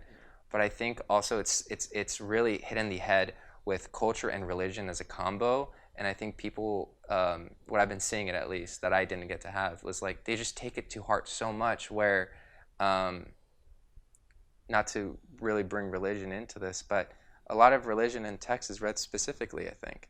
And I think cultures are held to a standard very specifically.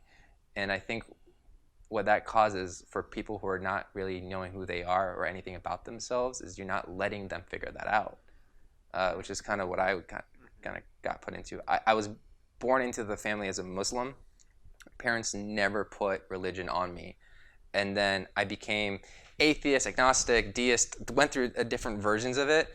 And now what I am, and it's because of Roberta from the mom from Bated Breath. Okay, yeah. After set, she handed me a book called The Winning Life, and it was an introduction to Buddhism. Okay. And so I took that. I read that book, and a couple months after, I hit her up, and I'm now a Buddhist, actually. Like, I actually got, like, the certificate. I'm fully in it. My Gohonzon's right in that room. Nice. Yeah, so that's actually, I think, more of me, again, discovering identity through my own. One of the biggest reasons of coming to that was not having mom and dad tell me I need to be Muslim. Mm-hmm.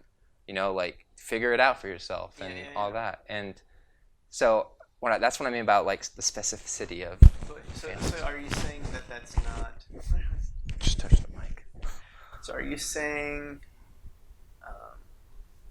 your parents' approach is that uncommon from the American culture? Would it right to say American culture? Yeah, American culture is fine. I mean, I don't know what I'm asking, but In some way, I feel like my parents, and I think that they did this indirectly, by the way. Like, I don't really think that I just don't think that there's no intent. They didn't really yeah, think it through. I mean, yeah, that's a classic parental approach. You're just doing stuff. yeah. Um, Yeah. I think it's me kind of like discovering it on my own because I have a circle of Christian friends, and I'm just seeing that a lot of their influence is through the idea that they went to church at a young age and they were given rewards, affirmations, just encouragement Yeah. whenever they, from their parents, whenever they like went to church, speak well about the religion, all that kind of stuff. And I think as a kid, your brain is being stimulated by that, and so that reality really forms. And I didn't get my parents telling me about studying the Quran or anything so specific Yeah. to keep me open to my experience. One thing I like snuck in there was like I think what they taught me was really great morals, and I think they taught me a good code of ethics, and that's because they have that naturally, is just being human beings.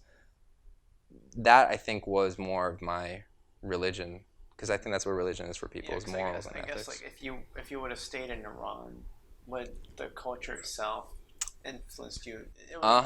Okay, so your parents kind of stood out. And that's a good Yeah. good point to bring on. That was the biggest reason why my mom wanted to move. Was that she wanted that opportunity. She wanted more opportunity. America is the land of opportunity. And to this day, like America's pretty shitty with things that's going on. But I gotta say, as an immigrant, I still think that this country is pretty fucking great. Mainly because if you really do look at other countries, we are still pretty like free. We are still living a simple life. It's just it's the scopes of where you look at it from. I have friends that are in India who are saying the same thing about America still being a great country, just because we've seen the other end of that. Yeah. It's a privilege to live here, honestly. No, for sure. No, I agree. It's kind of I don't want to segue out of the conversation yet, but I was going to jump to social media and its effect on the perception of the country. But we could talk about that. I have opinions on that too. But I was going to comment really quick. I guess like the way that I related, it feels very similar in ways where I'm like, I grew up.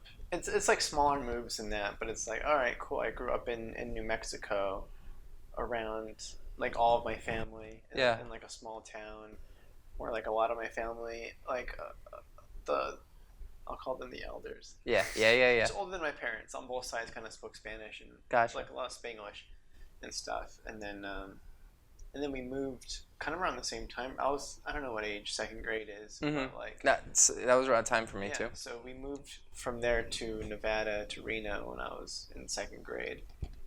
And then I was kind of separated from like that, like my grandparents were super religious and I was in the church, and the Spanish was kind of being an influence on me a little bit.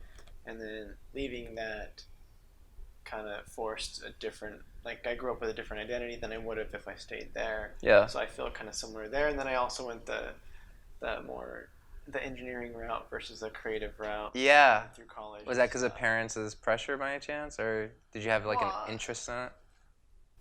It was more of I don't know if it might have been the parents. It might have been me just also trying to be smart about my own decisions too, knowing that the success rate in creative fields is slow. It's low.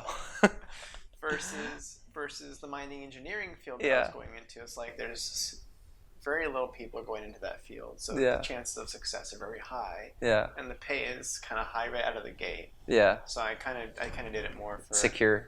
Yeah, it's like, all right, let me go the smart route, and then later on when I've got some nice cash savings and some bearings, I can explore the creative. Yeah. But I thought of that too.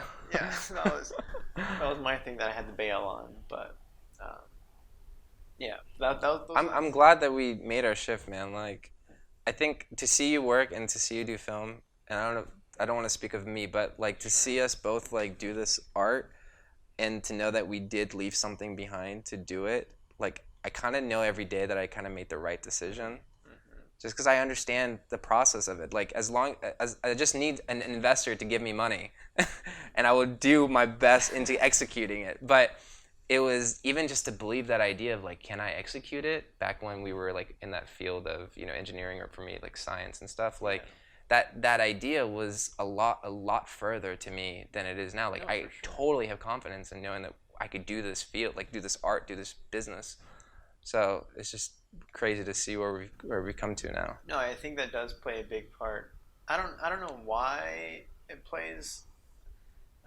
Because I try to think about the people. Like I'm always impressed, in a way, with people that know they want to do a thing so early on. I'm like, how did you know directing was a thing? Right. How did you know? And they just go right into film school or like whatever they think the track is. And I'm like, dang, I didn't even know script supervisor was a thing until I was like 24, 25. Yeah. I couldn't have planned to be where I am now when I was 17. Yeah. Because I don't have anybody I don't have anyone in film that could have introduced me to things before jumping in. So I think it's cool. Yeah. Very, very cool. It just shows how this is a people, how it's like a all connection based industry. Yeah. It's like words of other people are so important to be recommending you to other clients. I got to say, shout out to Frankie Manos. He was definitely, after having him in my first short film, he was the connection to all of this for me, to ADing, to everything. It was through him. Yeah, you never know who and what or why, or you just kind of work with cool people you like, and you build relationships with people, and it just does it for you. The more relationships, the merrier it is. So this is a bad segue, but to go to the social media on the way that it's impacting. We could talk social media in general, the future of social media, what it's doing, because like the weird thing about social media is that we're still, because if you think about the history books or a history in general, and we're still so early on in social media and how it's regulated and who's involved in it. Yeah. So if like you jump like 100 years or whatever, it's like what? Like I wonder what's the future of it look like? Is it even going to be a thing? What are we doing with it now? I think this needs to be gone in order for social media to leave. Are you talking about like the Elon Musk way of putting in your head? The Neuralink? I do think that actually is going to be the next step, is where we don't even have a phone, but we still have all the same applications accessible to us. But more of what I mean is what I really think, in order to restore a healthy society, everyone should just go to a flip phone. Maybe a phone with a keyboard like a BlackBerry, but this device, and it's not going to happen because of the value of this device and what it could now do, Like if you actually, Elon Musk is a perfect example of someone who I just recently watched an interview with Axios. The man does all his stuff from his iPhone. Like he'll literally just sit behind a desk and just is texting people, reading things, seeing reports, because it's a computer that's accessible to him. So I feel like it's a double-edged sword where there's such a great value to it. But I think mental health-wise, which is really my case on social media and how it affects like the mental mind with it, is we are corrupting and shaping the future of younger generations to be not having the same perspective that I think you and I were growing up on. And I kind of mean people who are like right now in middle school, early high school, even elementary, who are carrying iPads with them. I think those people are going to see the world completely more differently, and by that I also mean it in two cases. The great way is that I think they're going to become really great innovators. I think the access to technology is the next way to innovation and a great way of entrepreneurship. Sure. I think they're going to have maybe higher suicides when they continue to get older, as a downfall of the great innovation that they're going to be able to have. I think they're going to have more depression. They're going to have more anxiety. All of that is just going to be 10 times greater than what you and I could be experiencing from seeing the rise of social media. I remember the first time I got Instagram, it was in middle school, I think. And I was not even into it. I hated it. I thought, I don't even take pictures all day. Like, I need to take pictures every day to post and use this app. That's crazy. Yeah. But now it's turned into a news source. Now it's turned into me getting a music video opportunity from it because I'm DMing directors that are a little bit more high caliber that a lot of people wouldn't be able to contact when Instagram or other things didn't exist. So again, I'm saying the pro and the con to it. Yeah. So how do you? So being everything that you know about the cons of using such a medium, Mm-hmm. how do you navigate those waters? Spiritually, I think meditation, a lot of stillness, and a lot of downtime with not trying to use it. Mm-hmm. I wish I sent you one of my. You once asked me if I could. Did I ever send to you my screen time? No, you never did. Oh shit! No, you never did. I was very down to do that. Because I put up that challenge about like. I saw that. Yeah. Um, what was yours at? Do you know? I was like at The 3.5 hours or something. oh no, 3 hours. I think like right now I'm at 10 hours, which is What? high. But that was because A of day? I'm looking right now. No. This 30. Oh, I'm down 33% right now from last week. But daily average is 6 hours and 59 minutes right now. Okay. It's a lot. Yeah, because just the iPhones. You have an iPhone, right? Yeah. Yeah, because they have the weekly reports that kind Yeah. of break down what apps you're using and how often the screen's on and Yeah. how often you even pick it up. Like all that data is in there, which is Yeah. kind of cool. I think using that data to control yourself, using data to really give yourself the information and that accurate research to know how much you're interacting with your phone is, I think, the key to distancing it as well. Yeah, I mean that's what I use because I'm a big fan of numbers. So it's like, oh, cool. I'm more aware of when I have it open. I'm like, wait, all right, do I really need to scroll through Instagram right now? Yeah. It's like, no. I'm good. I don't want to up the numbers. Right. You're right. Yeah. So I have those. My excuse. One thing I was trying to say with Instagram is the best thing about the app. Yeah. Is people use it for their work, but people also use it for their breaks.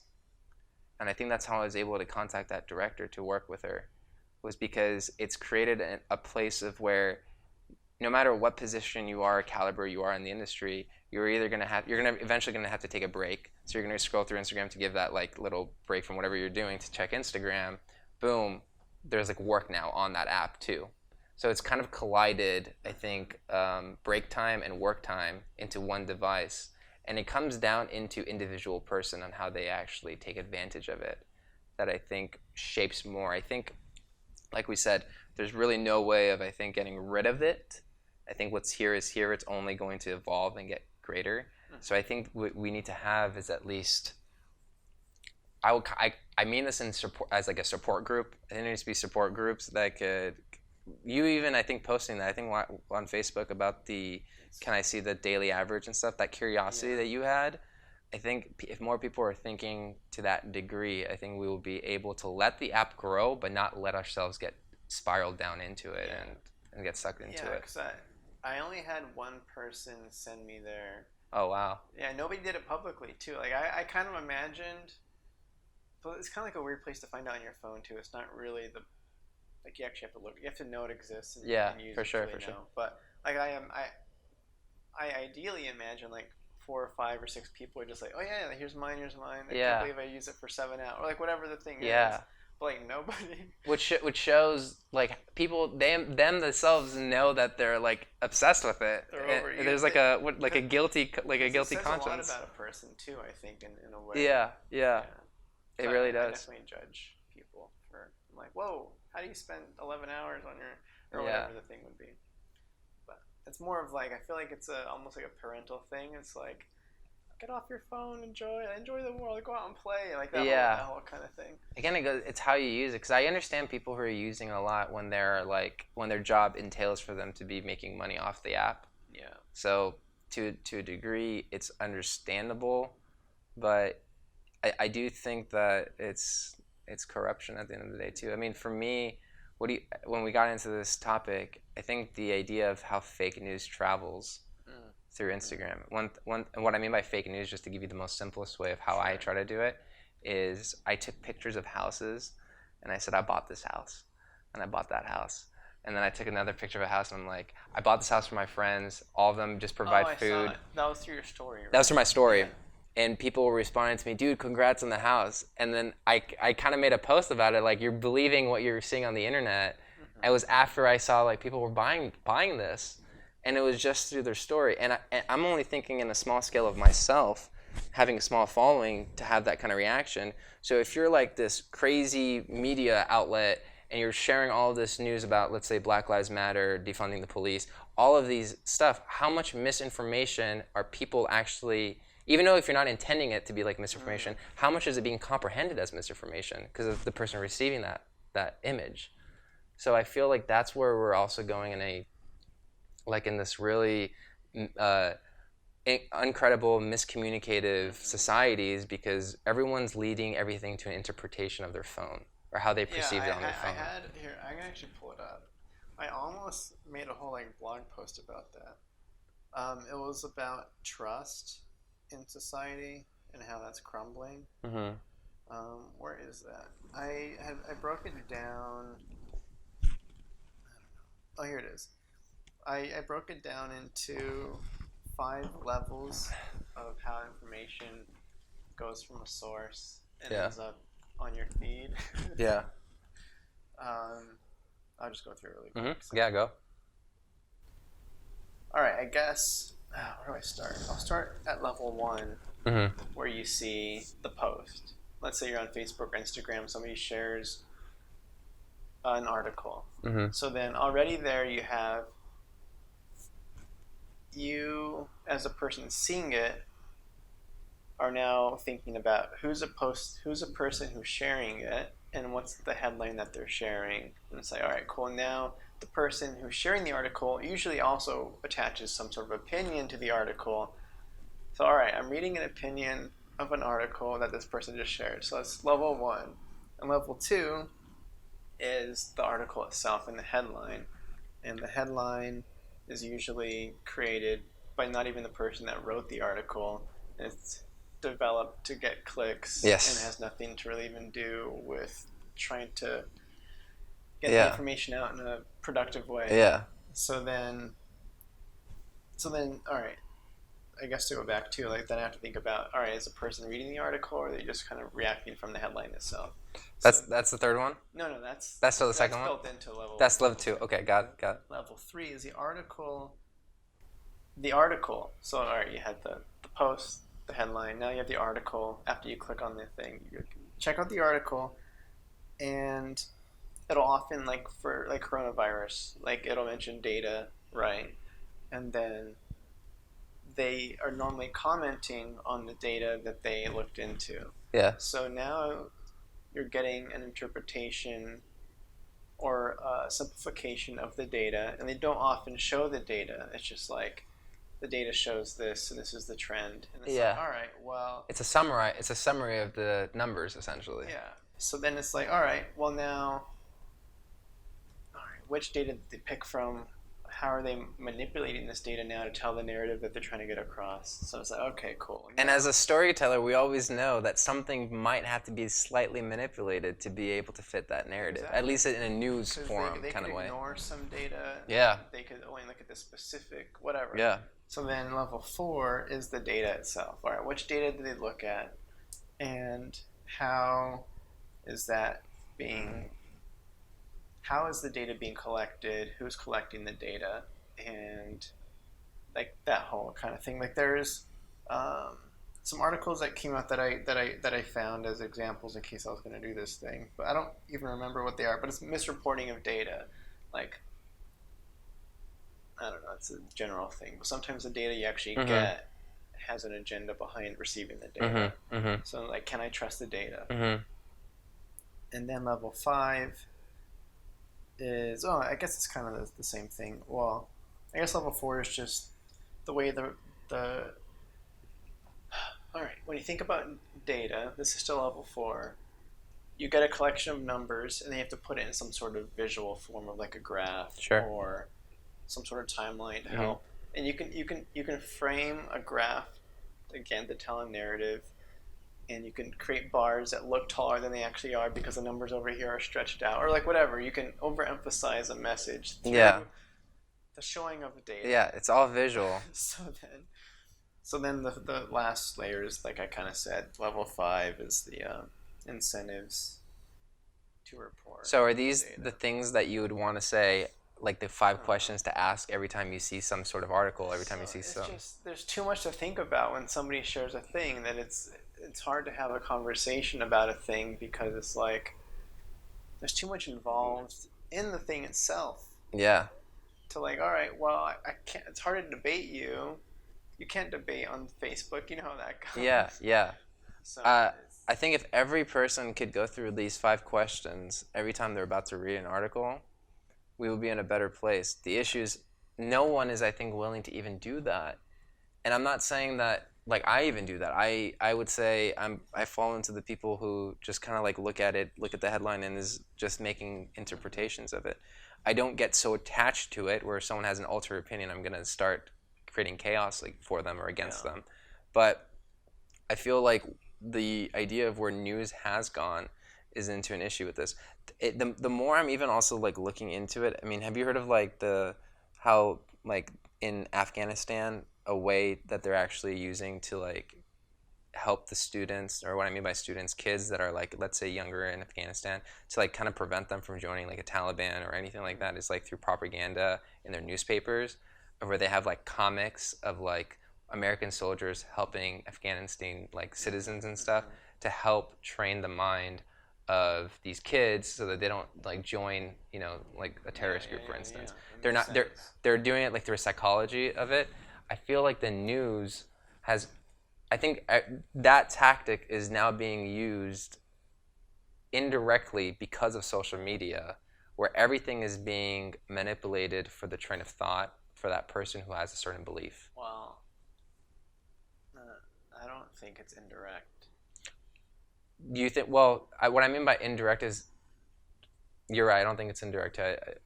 What I meant to say with indirect was I don't think Instagram ever intended on becoming like that, and that's the indirect response to, like the app. But yeah, I do think the reason why I think it's not indirect anymore is because it's clickbait. There's money flowing behind it. It works. Yeah, so it's very direct. So I guess the moral of the story is all we can do is, as individuals, is really take a moment to, if you do form an opinion on something, sometimes it's good to look into that thing. Yeah. Cite other sources, kind of check on who's reporting, who's the friend that's sharing it. Oh, this friend usually is pretty cray. They always put this weird stuff out and they have weird beliefs. Yeah. Or I don't know about weird, but like you can. It's easy to spot friends that you can tell aren't doing the research. And it's like, oh, that's a surface level opinion. Yeah. Versus friends, it's like, oh, they're actually adding nuance in there, and I can see where they're coming from. Yeah. And let me look into this further, or whatever. Yeah. But I guess that's kind of. But I don't know. I was kind of curious as to, you mentioned meditation and spirituality in terms of your approach. Yeah, I always gotta say, whenever I go through like a toxic feeling with like social media, for instance. How often is that? It was much more of a thing when I did not mute people. I've officially like mute people on Instagram. On Instagram specifically, just to avoid taking that energy. I think when I say spirituality, I mean that we have inputs and outputs. And the input that we're taking from our phone is that toxicity, and I think that kind of comes from certain people that we follow, all these other things. We don't want to unfollow them, all that other stuff, so mute them. But that input is kind of what affects us, or affects me. Meditating is like me taking that input that I got and using it as my output by meditating. It's kind of, I always say, like, I gotta meditate the shit out of me. Like, that's kind of the way of. And it's easy. I think meditating, people take it as like this thing of where they need to be doing this, like they need to be just in this like transcendental moment this entire time. Yeah. But I think meditating in the most simplest way is sitting still. Stillness is like the number one thing about meditating. And when you're doing that, yes, your mind will wander into different avenues and stuff, but you then coming to a point of like, what am I doing? I'm just sitting still, allows you to realign with meditating again. always coming back to it. Those who are actually going to this transcendental world with it have been doing it for 10 years, 14, 20 years. So it's a practice, it's a muscle that you got to be training to really go into your subconscious, I got to call it. But I think that people get discouraged of meditation because they don't reach that immediately when they do it for the first time. Yeah. I guess I would also ask, because I think I meditate sometimes. Yeah. So I guess instead of you said kind of the stillness helps you get into meditative state. For me, it's almost the menial task or like a repetitive task that kind of has me not thinking. Like a mantra, saying something. No, I mean okay. One thing I talked about this with Michael, but one thing that I do every day is I start my morning with picking up trash around my neighborhood. So it's like a boring task where I have my trash picker reacher arm in my bag, and I'm just kind of going around every morning. Very cool. And I found that it's kind of like a meditative morning exercise for me, where I'm not really thinking about anything as I'm out there. It's just like, all right, like trash has shown up again, surprise, surprise. Yeah. Or like whatever, but mostly it's just like it's a mundane task. My mind kind of wanders, and I'm Yeah. able to kind of like process differently. Yeah. And kind of, I feel like it's a. I do that. I feel this with I don't know if it's, doing dishes. Yeah. I don't mind doing dishes. Like I like the warm water. I like all of it. Like Sure. in the case of, I just feel like when I am really just lost into my thought, doing the dishes could be very meditative too. For sure. So I don't know for you if it sends you to a similar place, or if it's gotten because it's not necessarily the same objective. Like you're sitting down with the objective of the meditation versus the dishes. It kind of just, there's a version of it that probably happens. I don't know. Yeah, with the idea of the meditation, it is definitely going with intent to meditate and to be still. I combine it with a couple of things. I do it with my chanting for Buddhism. Mm-hmm. It's all done in that corner. It's done with my chanting for Buddhism. It's done with just meditating with stillness of repeating a mantra the entire time, which would kind of is what you were saying when I kind of I had kind of interrupted you when you're saying like repeating something. Mm-hmm. Repeating a word is really helpful, and when you notice your brain just scattered there, and you just say that word, and it'll just slowly align back together. And that's one thing that I do. And then the last thing on how I end my morning routines would be breath work. Mm-hmm. And I have an app that is good for breath work, where like it shows you like the circle coming up and then going away, so you could feel out your inhales and exhales. That's a combination of what I would say I package into a meditation session. Would be like all of that. Mm-hmm.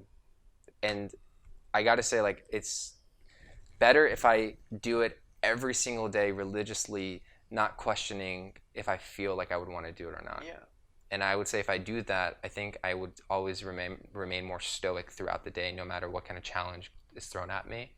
But currently I'm still learning that for myself, because I noticed that I really take it aggressively to meditate if my life is in shit for a moment, if I'm in a bad mood. And I kind of want to say that's great that people do it for those reasons and that I'm doing it for those reasons, but it really is doing meditating even when your life is great. Yeah, regardless. It's maintaining that practice in the highs and the lows that would actually change. I'm a big fan of consistency. Yes. Yeah. You're a fan of accountability. Those two usually go exactly. together. Consistency and accountability. You can accomplish a lot with those Indeed. that combo. So. Absolutely. Yeah. Can we talk about? Because we're actually, I don't know how much time we have left. Dude, I'm all good. I love this conversation. I love you being here. This is a great conversation. Can we talk about? I wasn't sure if you had anything to say about bated breath, because. We could talk about that. That was because you mentioned that it's finishing up the edit. Yeah. And how that journey's been, and how I don't know if there's any. Because we've talked about it before, but I don't know if it's worth. If you could remind me of what we talked, or what you remember from what we talked about before, I could aim better in. Because I don't know, it's been in post for how long now? like almost a year. The whole project has been like a 2-year thing, from crowdfunding it Yeah. to figuring out the shooting dates, shooting it, and editing it and stuff. Dang. Yeah. So overall, the same length that it takes to do a feature film movie, I did on a short film, Yeah. essentially. So I guess this is almost more for the listeners than for me. But Yeah. if you want to talk about the story itself, and then because I always get fascinated with entering into a project and then how one feels about it at the end of the project. Because it's like, all right, we're here to tell the story, and then did you tell the story? How do you feel about that? And then is it Kind of, yeah. because you come from it from a different perspective from when you work on something for Totally. that long time. So 100%. all those things. Yeah, I would say the story is about anxiety, and not only anxiety for the person that kind of has it, but like the ripple effect on the family members around it too, and how that's kind of portrayed. And I think the film has two versions, to be honest with you. There is like a more hero's journey version, and then there's more like an indie leaving it off with a message, not really focused on the complete ending kind of message. I would say I'm as the director, I didn't really have more like executive power on this film. So my version as like the director's cut would be like the leaving it off with a message. And I think the version that will go into a festival circuit and stuff and will be probably like screened and stuff would be their hero's version, their hero's journey. Okay, it's a complete story in this one. It kind of ends on more of like a completion rather than just like the version that I want. It kind of leaves you feeling a little bit more about why is this happening and in this world. Whereas with the other one, you kind of do get to see how the character really ends up feeling at the end of it. It completes her arc. Completes her arc. My voice cracked. Where I would say the version that I like is a discovery that happened on set with the actress doing her own thing, that I think the only thing I did right in that moment was not yelling cut too soon and just letting the camera roll, and we captured that. And it was not expected, and that organicness to it is why I love it so much. While as the other version, it was exactly planned how we were wanting to do it. It's very scripted. It was exactly like how we saw it.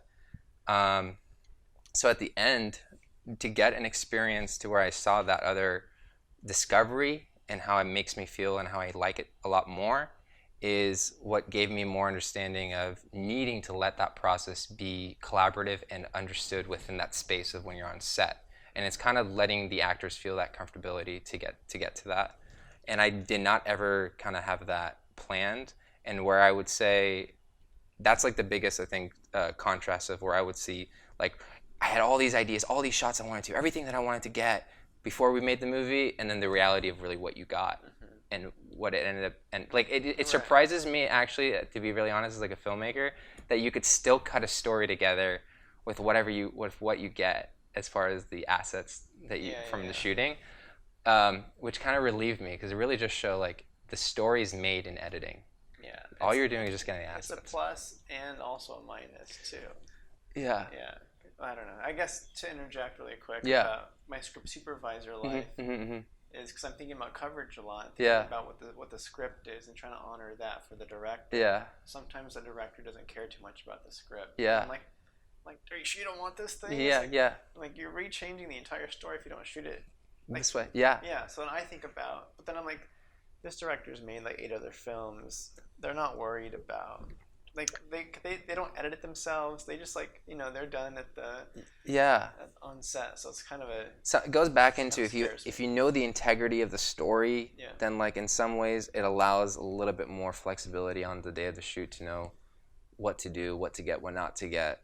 I do feel like at the end of the day, like a director that kind of is going to shoot himself in the foot if he doesn't look at the script, because it's the blueprint to the structure of the film. I think everything that you get in the set of like shooting it in principal photography is getting all the tools you need to make it a better editing session for your editor. I almost cut you off there to tease you with or herself. You said Or herself is no. That's right. I said himself just for clarification because of thinking about myself. But yes, or herself. But sorry. Okay. So Yeah. so all right. So you've got different. There's what that different variation thing is something that I haven't had to deal with before too. How is it? How is it as a director editor having to take like kind of almost like studio notes with like what they want versus like what's that? Oh, that was a challenge for me. Because you had to do that before on previous projects too. No, because this is actually something that I actually wrote in my notes of what I talked to you about. It was like self-funded projects, like your own version of self-funded projects, and then working for someone who's self-funding their own project. It does there's a difference. Change things. And I think the difference that I didn't see when I first took on the project was the level of ambition that I had. You know, I just got out of college. I had finished at that time Aggressive Species, which is my first short, and I did not at that point was not really happy about that, and just was hungry for a new opportunity to take it on. And Bated Breath came on to me because I was ADing a short film, and the main actress was able to send me the script.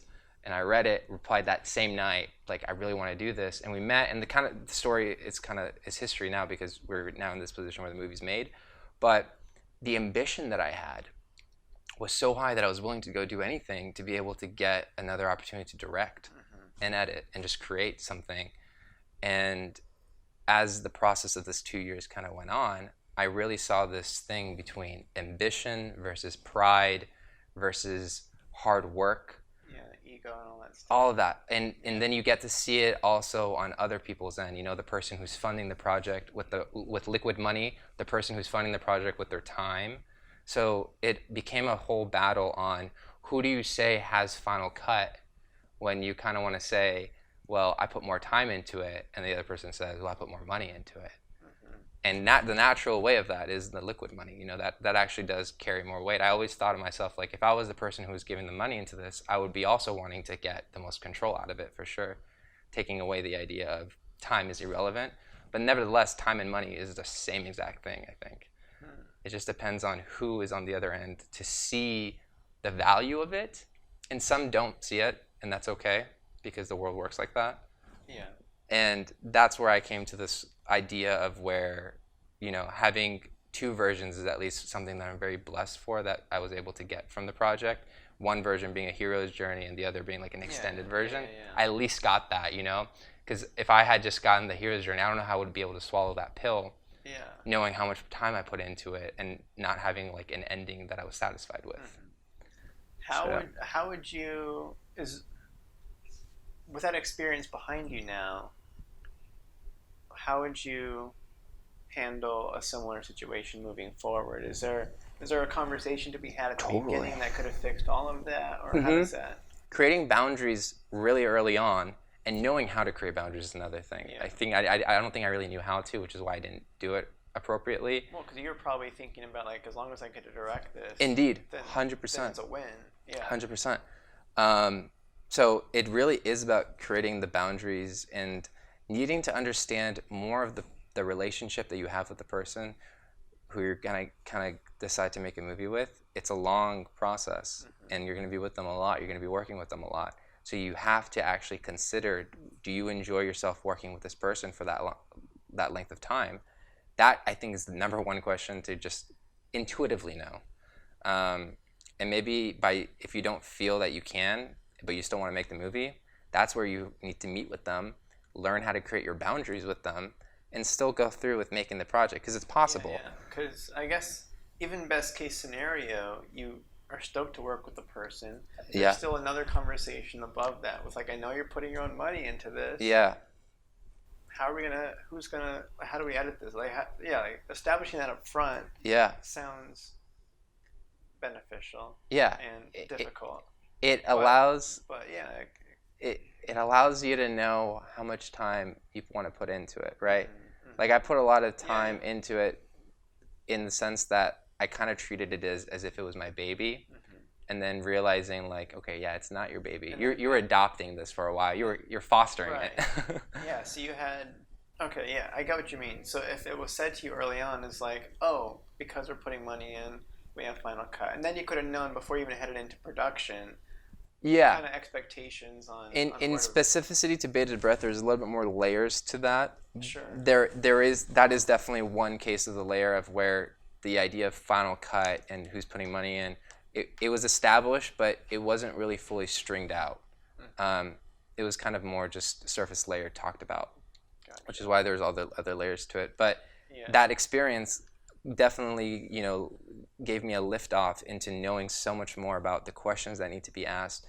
Just me personally as a person wanting to take on the project, and then the right questions to kind of form a more collaborative partnership rather than a one-sided version of it. It it is one thing I told our sound mixer when we finished ADR for the film. I'm very blessed to have gone through this experience, but knowing what I know now, I wouldn't want to repeat that experience. I think it's just like a moving forward kind of for sure, style. For sure. Yeah. But yeah, congrats on getting that done too. Dude, thank you. Yeah. It's been I gotta say, I kind of find for myself that it was worth spending this amount of time on it, because it was one I mentioned, I don't know if I ever said this to you, but there's a slight bureaucracy behind it, right?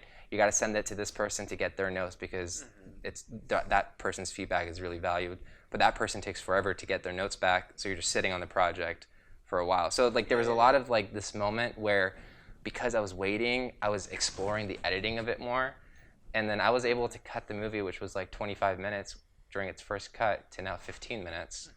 And I never, as a filmmaker, considering this is like my second short, never had to go through like a rigorous process of cutting a movie down in time, because that means you got to cut lines, that means you got to cut reactions, which then changes the story's mood.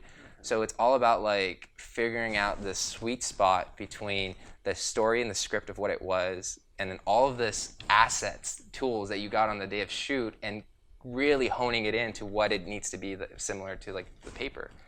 So that was like an experience that I don't think I would have gotten if I didn't have done this project. Yeah, no, for sure. Yeah. Yeah. I was just thinking about myself in terms of my reactions. Like, yeah, no, for sure. It was like that's what I've been saying a lot. But no, it sounds great. Yeah. No, and let's kind of follow that track a little bit, because I think experience is always a plus, and I'm curious to hear about, like your first film set, like narrative film set, where you're walking on, and I don't know what experience you've had prior, but could we hear about My first set? yeah, like your first set, like where there's actually people, there's a director, stuff is moving, you're there, you have no idea what's going on, you're just like hoping to not be found out, or like. Yeah, this was actually the kickoff to me wanting to be an AD. Frankie hits me up and says that there's this YouTuber named Mikey Murphy who is doing a 48-hour film project, and the catch is it's not with the 48-hour company. He just wants to challenge himself, like to do this movie in 48 hours. And I was like, yeah, sure. At this point, just thinking about the scope of my ego, I was like, just let him know that I could DP this. Like, I could shoot it for him. And then that was the set where I met Donald, actually, being the DP. That was the set where I got to see Donald work that made me realize I don't want to be a DP. Right. And for that set, I worked as an AD and a producer for Mikey. And that one project, it was called Perception, created a crew for all of us. This crew, by the way, is what helped me make my movie Aggressive Species, and then also Bated Breath. I brought the same crew members that were on that project that I met with Mikey onto Bated Breath as well. So just thinking about, again, relationships and how it just explodes and goes everywhere for you, it's crazy. But working with Mikey, I think, was the first time that I got to actually see a more legit set. Granted, it was like, I think he was able to fund it, I think, just because of his following and his caliber of who he is. I don't remember the exact budget, but I think it was close to like $40,000 for a short film. And he had that overhead because we were doing it in 48 hours, knowing that you're not gonna budget in 48 hours really how you want to budget. So he just had a good amount of overhead. But it was the first set of where I got to actually see what the director does, which is always working with the actors more than anything. Didn't really understood that when I was like directing Frankie in my movie. I was always trying to tell what the camera should be, and I would be so miscommunicative and like telling him what to do, like his blocking and his positioning and his lines and all that, that it was like the first time to see more intimacy of a director connecting with their actors. And that was, that I think is a kickoff to understanding that really the one role that a director has that is in his job description or her job description is to work with their actors intimately. Trust and let them be able to also do their own thing too, but it's not worrying about the lighting or the camera. You have other people for that. So you mentioned that you were ADing, producing this thing. How did you know how much experience did you have in that prior to None. being able to? So how did you handle?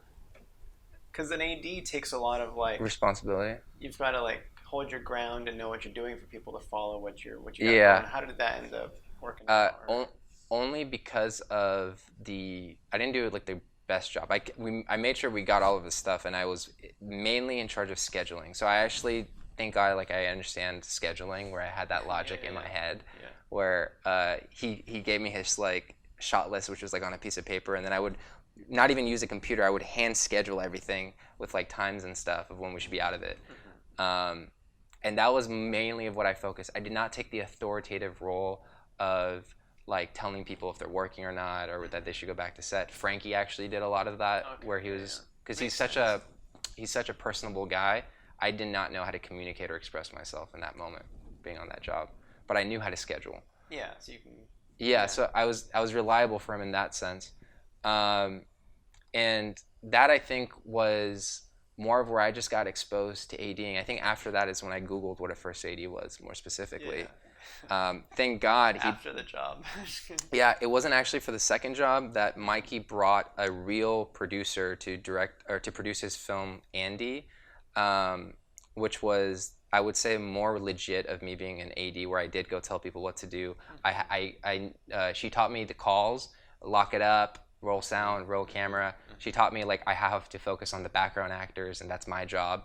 Like, she's the one who actually gave me all the breakdown. I actually recently messaged her on LinkedIn saying thank you for all of that, and if she has any job for me.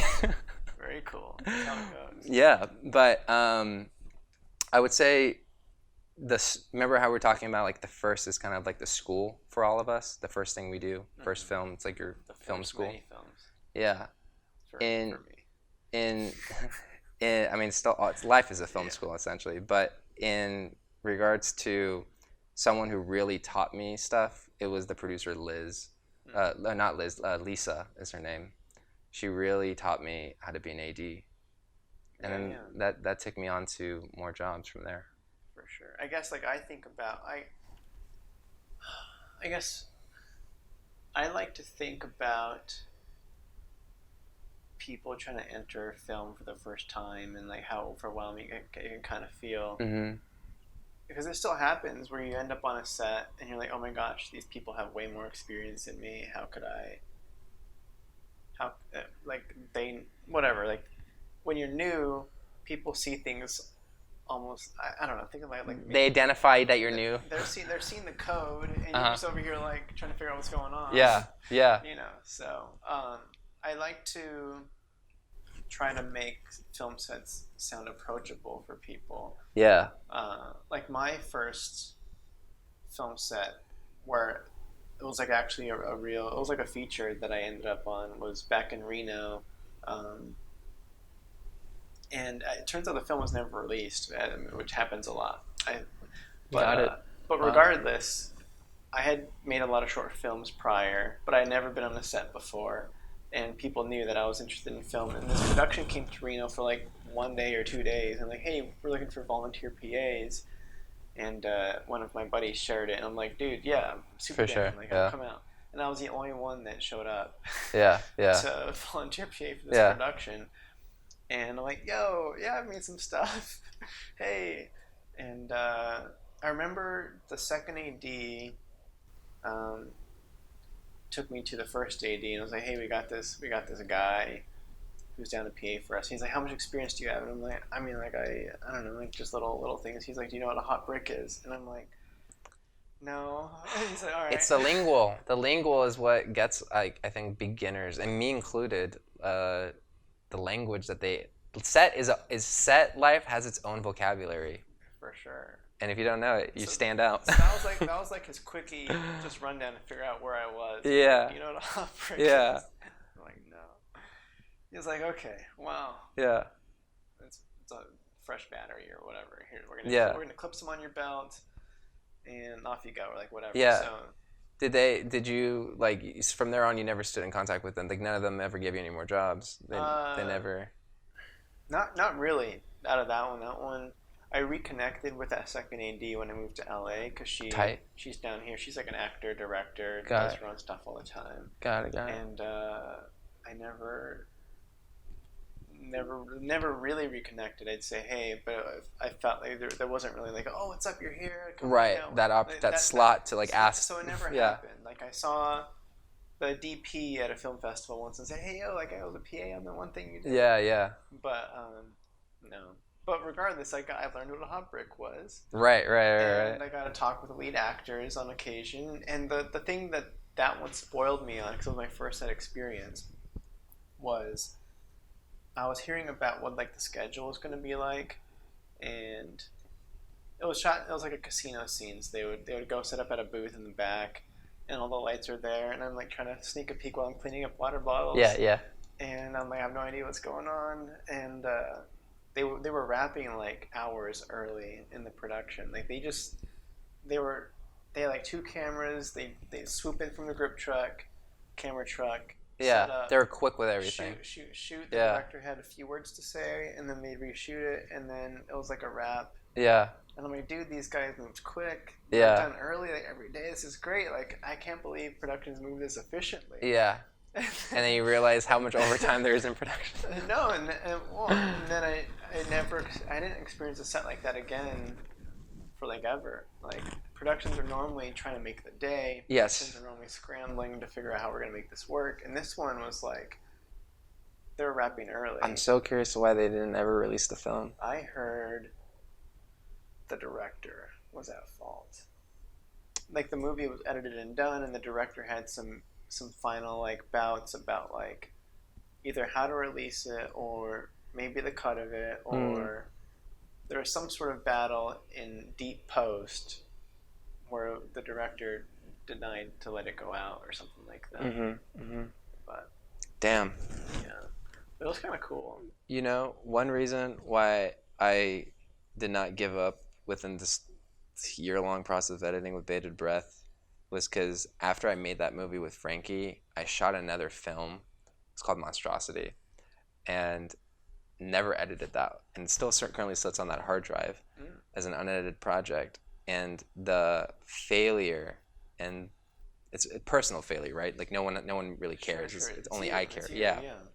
That failure is one reason why I kind of try to make this commitment to finishing projects, seeing it through, like not giving up in this place of where I don't even know what my headspace was into not editing it. But you know, you think about like LA, I feel like there's so many unedited projects, so many shot projects that people just gave up halfway through that post production of it. Yeah, I hear about that a lot. It's for the people who are going through and they have their reasons. No shade at them either, but I feel like one thing that I didn't consider when I decided to not edit the project was taking away that opportunity of everyone that actually helped to make the movie. And like for one reason, bated breath really was something that I wanted to like see it through, because we have a long list of crew that I asked personally to be there as a favor. Please help me out in making this, and they don't see the end final product. It kind of like left me like cold for a second. For sure. That's good. Yeah, I mean that's what I realized when you said that director kind of was in the way of it, essentially. Yeah, especially when you're asking for favors and stuff, and people are working for lower rates, and people are showing up just kind of for you to see help you and your dream through. Yeah. So then, there is this sort of payback that you feel owed. Yeah. Versus maybe this guy or girl. Just kidding. Was like, oh, everybody got paid, everybody got, it may be a little bit different there where everybody kind of. If there was more monetary stuff, you kind of but still, are loose it's to tough. that. But it's tough as a creative to let people down. Yeah. They put themselves out there for you. As a filmmakers, we're creating a product, and the crew that we have are those people that are, I don't want to say like working an assembly line, but they're there to like, deliver and help deliver that product. Yeah. So it's and like everybody puts their own creative touch in their they do in their area. So it's more nuanced than, like you said, the assembly line for sure, because it's not just a thing. It's like, oh, I made this thing to put in to help build this. Yeah. Which I actually wanted to ask too, because I feel like it's probably something you go through. Cause, I go through it a lot, and I don't talk to enough people about it. But it's this inner it's accountability where I've had there's this thing that happens with creatives when you start out and you make your first short film and you put it out there. People are like, oh my gosh, you made a short film, we're all stoked for you, we know it's your dream. And there's like this whole attention to you that comes because, but then when you make the second one, it's like, oh, he's made one before. Yeah. And then your third one, it's like, oh, like, all right, cool, he's doing this thing still. Yeah. Like the excitement kind of falls off. For sure. And it doesn't carry you like it used to, and it falls on you to keep the excitement up. Yeah. And to keep the push going. Yeah. And I feel like I've made so many short films, and so even when I get this feature done, the excitement's not really like, it's like, oh, everybody expected Eddie to get this done because Eddie always gets stuff done. Yeah. So what if it's a feature and it's still like just another Eddie project? Yeah. So it's kind of, I don't know if people think that way, but I kind of receive it in that way. And I guess the question was going to be, how do you feel stuff like that too, or do you find yourself having to push through to challenge yourself because other people around you already expect you to be doing that, if that makes sense? I gotta say, in the short term way that I've kind of thought about this question, it was Chris Baldwin. Yeah. I want to make something that Chris is really happy about. Seriously, I feel like he's kind of like a hard person to try to impress when it comes to it. So someone who I think is just so close to me in both the working world and the relationship world is that, like, if he actually believes that it's good, like, that actually satisfies me, and that's just because I put value into him to bring that out of me. As far as like more of the most people like that, they're excited when I did my first short, and now they're not as excited with the second or third. I just feel like it's because we've established ourselves as a filmmaker that they just know that that's what we're doing. That's the job. Like, obviously, you're a filmmaker, so all you're going to do is keep creating content.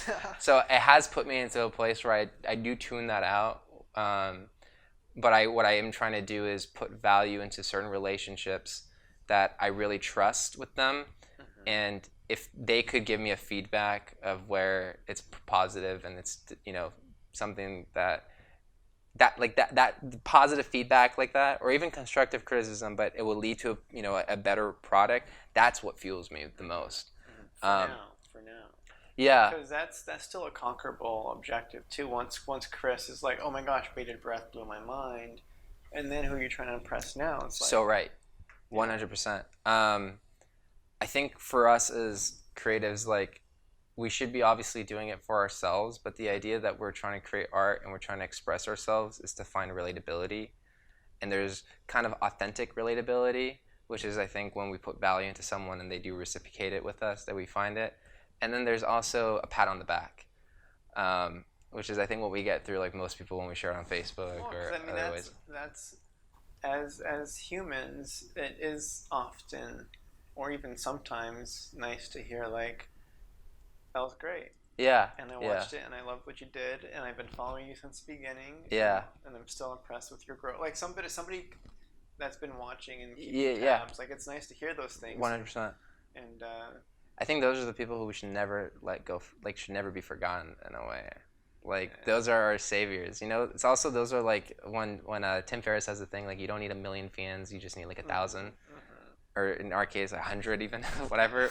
But yeah, just as long as there's like that like kind of loyalty to the work and all that, then fuck the rest. Yeah. 'Cause I don't know.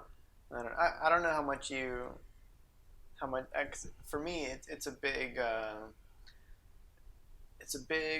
thing that I feel like I always have to reconquer after each project. I'm like, oh, all right, time to impress myself with my growth. Like I can't just go and make another It's What's on the Inside with that kind of budget. It's like that's not. I've already done it. Move forward, make something bigger. How do I impress myself? How do I make something that I'm going to be proud of? Like that's kind of where I'm at. Yeah, yeah. But it's hard to put all the weight on yourself. Yeah.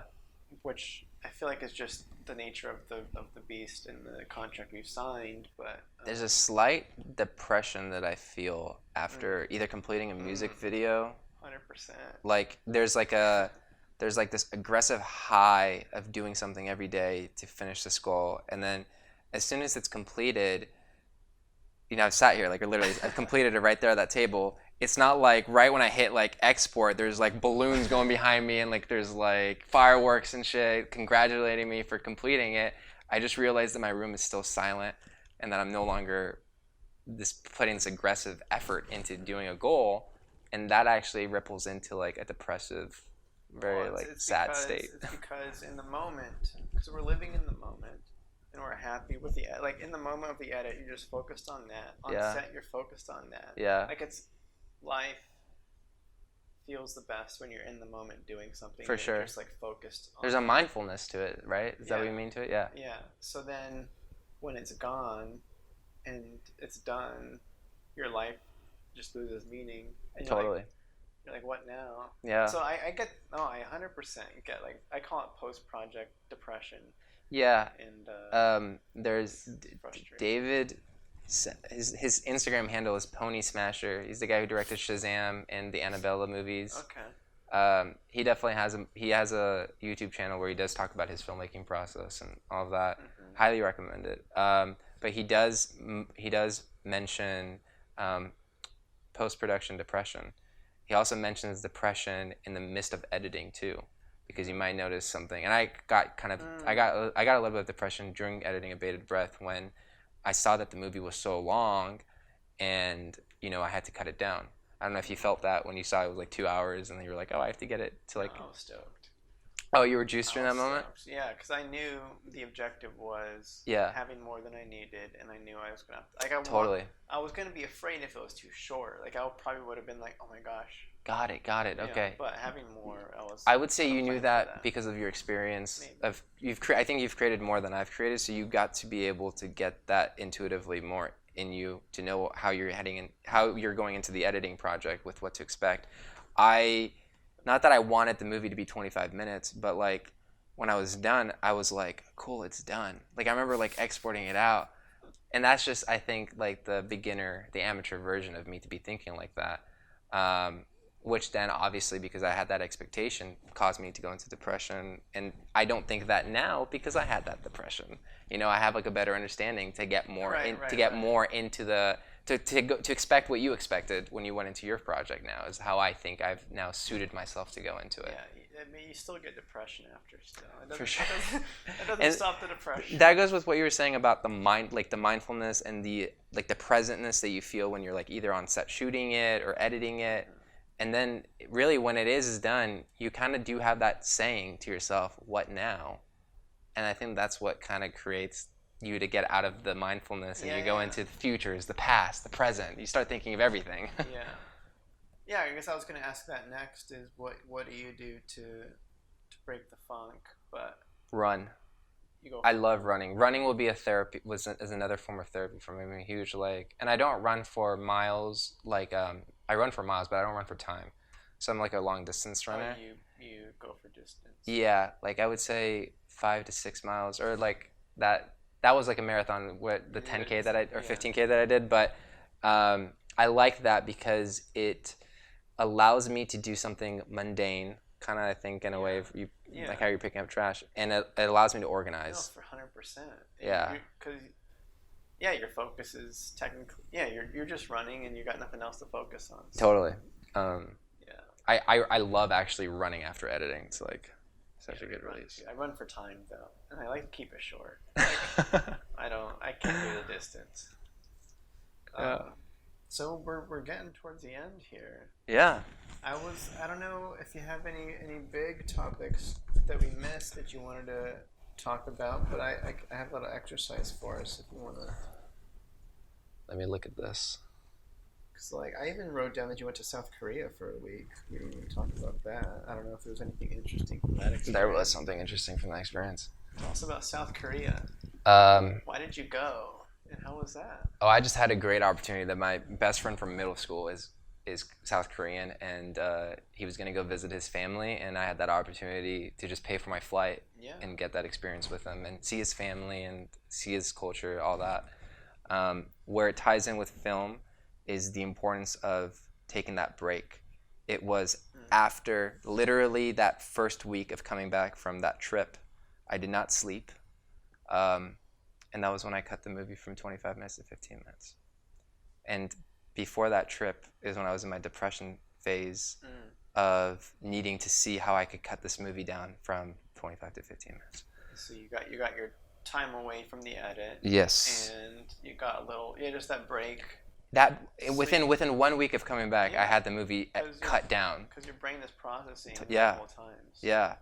And so that was one of the things when I went back, when I came back, I was like traveling just leaving the table, leaving the computer is so important just creative wise.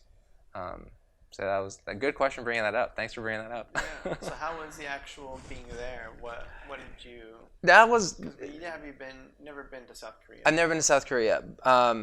That, I can't really say if there was anything specific to it except for the guy that I went with. He is one of my best friends, like core brothers, I have to say, just because we hated each other in middle school, became friends later in high school, and then in college our relationship just blossomed into brothership. But it was really nothing that I got to say added to my life specifically, except for me and him getting closer in our relationship together.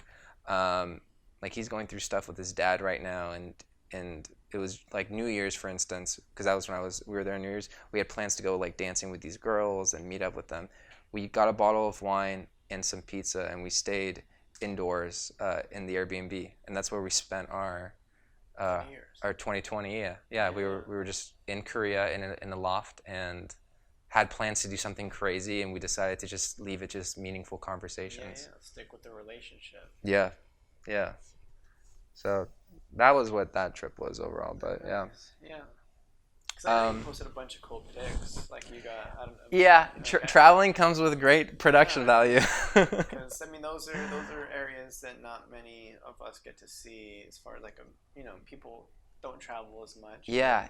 People who do travel don't often choose South Korea, so it's like it's like which I highly recommend, by the way. Like, it is definitely a place where I think they're more advanced than us, to be honest. Like that, they're in technology, in society, the way that I think they think. I mean, I think their government style is a little bit too strict, and they're not as free as us. But I feel like everyone there does seem like pretty happy. From what I've noticed. Just from the experience. Yeah, we got to hang out with his cousin and cousin-in-law, and they actually I got to fully see them, and they just have one kid. They're like in their mid-30s right now, so I would say they're relatively close to our age compared to his parents are, and he was very happy, like, to be living in South Korea with his family and all that. He would obviously he's like, where do you live? And I like Sherman Oaks. He's like, is that close to Hollywood? And his eyes lit up like when Hollywood was mentioned, as like everyone does when they're not from here. Yeah. But yeah, he had a good job. Everything was great for him there. Great. I looked at my phone, and I wanted to kind of talk about I don't know how long you want to go. If you want to keep talking. Yeah, go for it. Working for money, working for exposure, and then working for trade. I think that I learned that a little bit through you. Working for money versus exposure versus trade. And I learned the trade aspect from you, I think, because before that, I was just either thinking I need to work for monetary value or I need to work for an exposure on Instagram or something like that. We mentioned it early. It's like developing relationships is the key. Yeah. It's not necessarily making the whatever for the day, depending on what the project is and who's involved. Right. Sometimes the value is in, I gotta actually show this person I'm capable of these things and be awesome, and that's everything. And I feel like, more specifically, I feel like you built your crew for it's not what's on the inside. It's what's on the inside. It's what's on the inside. Sorry, I'm like slightly dyslexic to like I flip shit around. Yeah, you got it right the rest of the time. I think what I learned from your set was how many people were working there for trade, essentially. Mm-hmm. Like thank you for the generous pay you gave me also, by the way. But because I remember like we talked about it, and I appreciate that getting your note. But nevertheless, I think what we were able to still work out was like a trade deal, and I kind of sensed that a lot of other people that you had on set was also a trade deal, or at least it felt like you worked with them in the past, and then you were able to bring it over.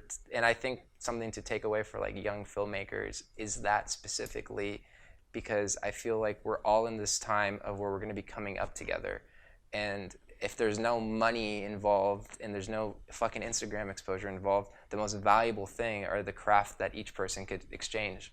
And the relationship. It builds a relationship as a great side effect to it. But I think everyone who's trying to get into film should take advantage of that for sure. Yeah, it comes down to, it was already a thing I was doing before, but at Mark Duplass has the quote that I like to always talk about, where he's like, there's no excuse to not always be making movies on the weekends with your friends. Yeah, you said that on set too, yeah. Yeah, so I always think about that. I'm like, dude, like we're right here right now, right, and we have friends that are actors that are just dying to act because nobody's acting right now. It's right, like, right. Why don't we just like, let's seize the opportunity. So, and as an example would be like, I know you want to get some writing down on the paper. Let's set a deadline. Write the 3-page script. Let's shoot it, dude. And yeah. Like, I'll do sound and you can direct it. Like, I don't care. Like, you direct. I appreciate this. Like, I'm gonna take you up on this. Like, let's just, like that would be like the pitch. It's, it's like, yeah. It's that easy. It's like, all right, next weekend we're shooting, and I just make 3 pages and. Yeah, it goes with our philosophy of trying to knock out that quantity to be able to build that intuitive integrity of knowing story and understanding the craft. Yeah, and then so the objective for you would be like, all right, getting the script done is already a win, and then there's probably something cinematic that you want to experiment with like, I really want this to play out mostly in a wide, and I want to write it to fit a wide, like all that kind of stuff. Right. So yeah, there's plenty of ways to make. Because I still do it all the time. Like I've done a couple of shorts during quarantine that have been like 2-person crew, 2 cast. Let's just go out to Burbank. The Burbank forest thing, and then I am slowly coming out of my shell to wanting to execute it. More so this event of having this podcast with you right now is definitely a kickoff. I've been seeing some points of my life as like chapters. And clearly, we've all come to this chapter where we're all went under lockdown, and we all have this. And as I said, it's kind of treated me well with getting a little bit more jobs, a little bit more than what I didn't have before lockdown. And so even this podcast happening right now with you is like this chapter of like, I want to start to do what we're talking about right after this, because it's only going to be working in the chapter. To tie it all with how I think sometimes is I think we all need to be writing our autobiography at the moment as we're living. Diary style. Kind of like, I have the book right there by Marcus Aurelius called Meditations. It's next to the window, right next to my bed. And that's Marcus Aurelius's meditation. He was a Roman ruler, and he kind of just wrote everything in. Or more familiarly, I don't know if you know, Robert Rodriguez, Rebel Without a Crew. I haven't read it, but he has a diary of the movie he made, El Mariachi. I don't know if I said that right either. But he has his pre-production to how he funded it. He has his production and he has his post-production. He broke the book down into those three categories, and it's all diary entries of the day, which was something really cool to read. But what I mean by autobiography in a way is that if we continuously think about how our autobiography will be played out for ourselves, we could take better aim to carving our path on where we want to go. Right. Okay. You know what I mean? So I just love that in my case, it's like after I had a podcast with Eddie, Yeah. I wrote my feature film script, putting it big right there. Do it. So we'll see what happens. Accountability. Accountability, which is why I said it on tape. Yeah. But as far as your initial question, pay, exposure. Yeah. And what was the last one? It was trade, but yeah. I don't feel like I've ever worked for what I do. Exposure's never really been offered to me as an option, or maybe I don't see, or maybe if people do frame it as exposure, I reframe it as trade. Like it's kind of sure. I think my reason of exposure is I do videography work too. Right. Yeah, and then you'd be like, oh, I'm shooting this particular person that's gonna put it out, and therefore they'll see what I shot. Yeah, exactly. And they have a high following, so maybe 2 people will click on my profile. Yeah, I've never been offered that. And I think from like script supervisor, I think it's the same thing for you to be replacing the word exposure and trade. I think me just doing videography, I got to see it as either they're going to pay me for this, or either they're going to tell me that they're going to promote it on Instagram and they have a high following, and I just put it together like that. But then working with you brought in that idea of like how trade is like an entire different avenue, better even than the fucking exposure, and sometimes it's even more valuable than money. Again, like you said, depending on the project. I always reframe, not into like the trade mindset where I'm always thinking about, oh, like I'm working for money, but really I'm here because I want to be with these creatives. Yeah. It's not even about the money. It's just like I enjoy the people and I enjoy being on set. Right. I'm here to cultivate the relationship, and the money is just a bonus. Like that's kind of how I framed it. Yeah.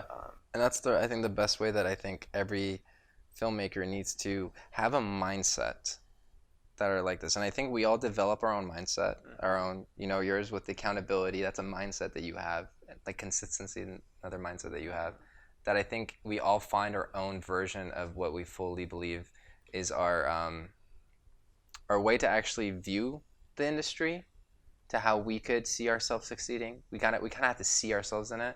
And I think your way of like being able to reframe it where you're putting money at a lower place and putting relationships at a higher place, and how we've been just talking, how everything's built on the relationship, is what's going to let you leap into the next stage. That's the plan.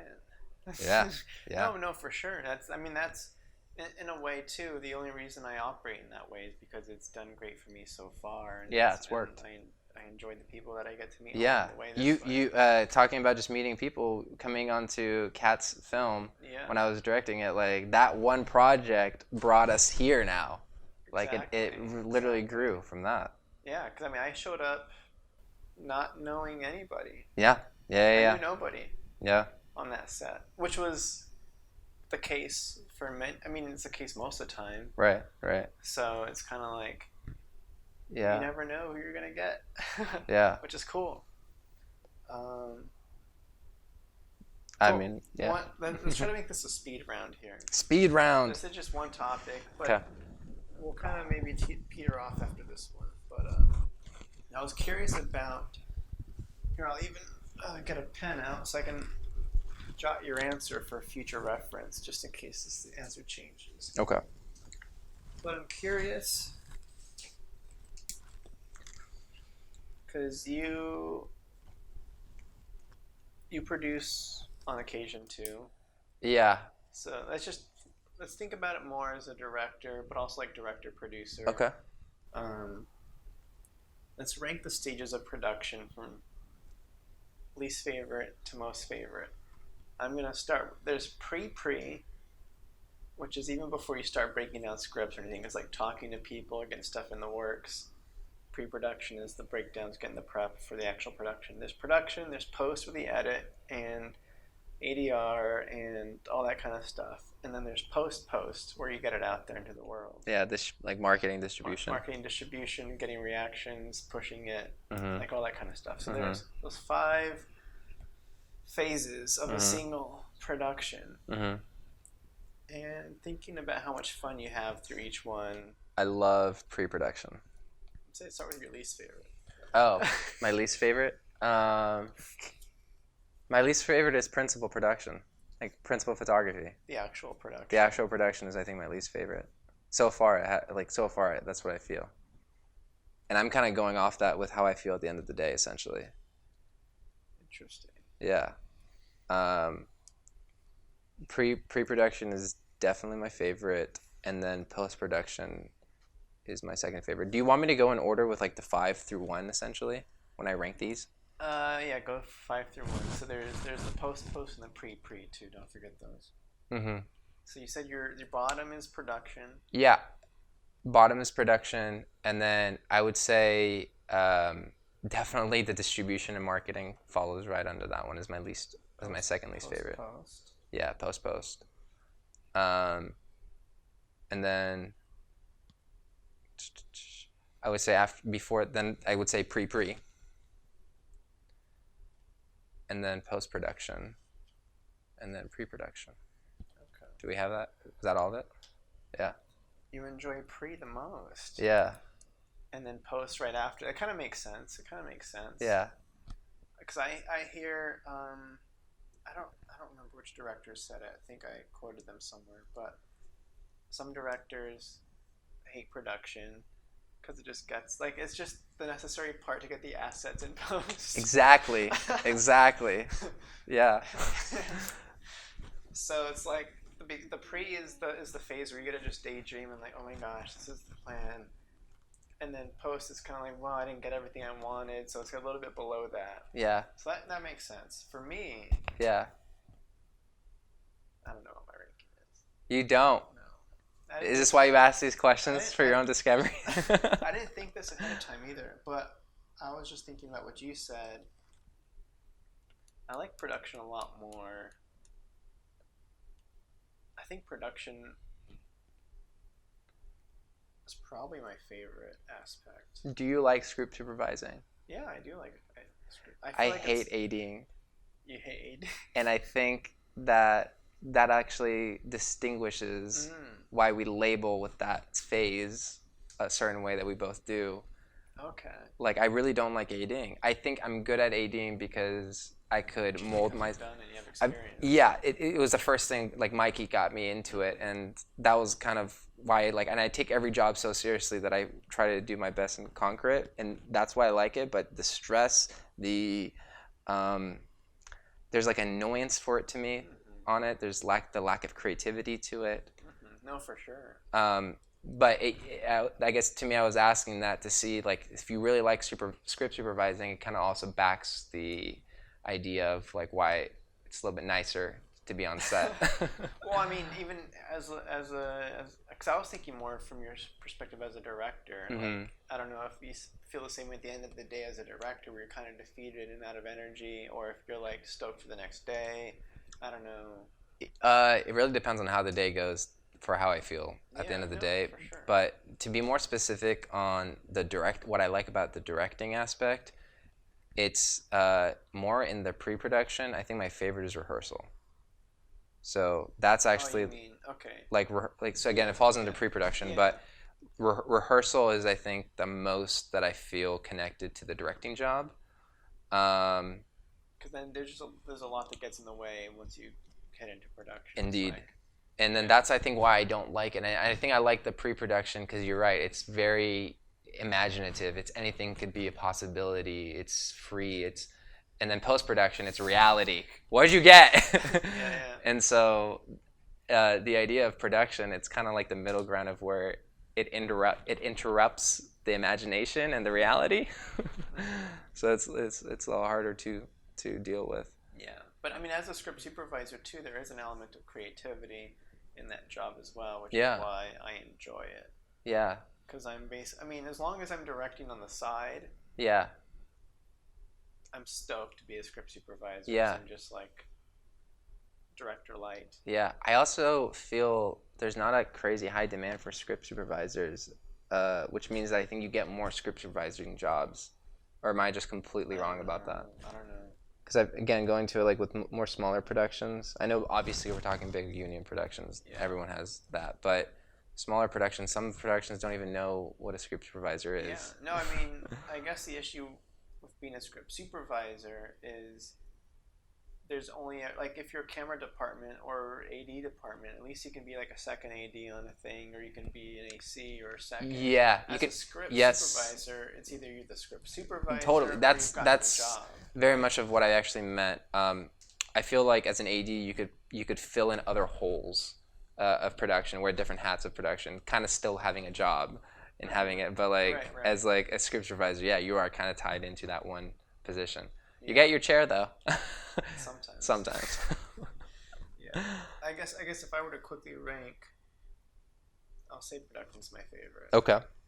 I love, because I mean, yeah, I love putting the trust and the collaboration and all the effort to the test. Like, yeah. like, okay. Yes. It's like, all right, yeah, I see that. You're my AD. I love seeing you do your thing. Yeah. Let's kill it today. Like that whole kind of thing is like, I love having the people around me just doing what they love. Right. Like that feeling to me is the best. Right. So that's my favorite. I think you get that because you work so hard in pre-production that on the day of production you like just stepping back and just seeing it all play. Yeah, exactly. Yeah, I know what you mean about that. That does feel good. There was a moment of bated breath when I was seeing everyone work and I was like, what am I supposed to do right now? But yeah.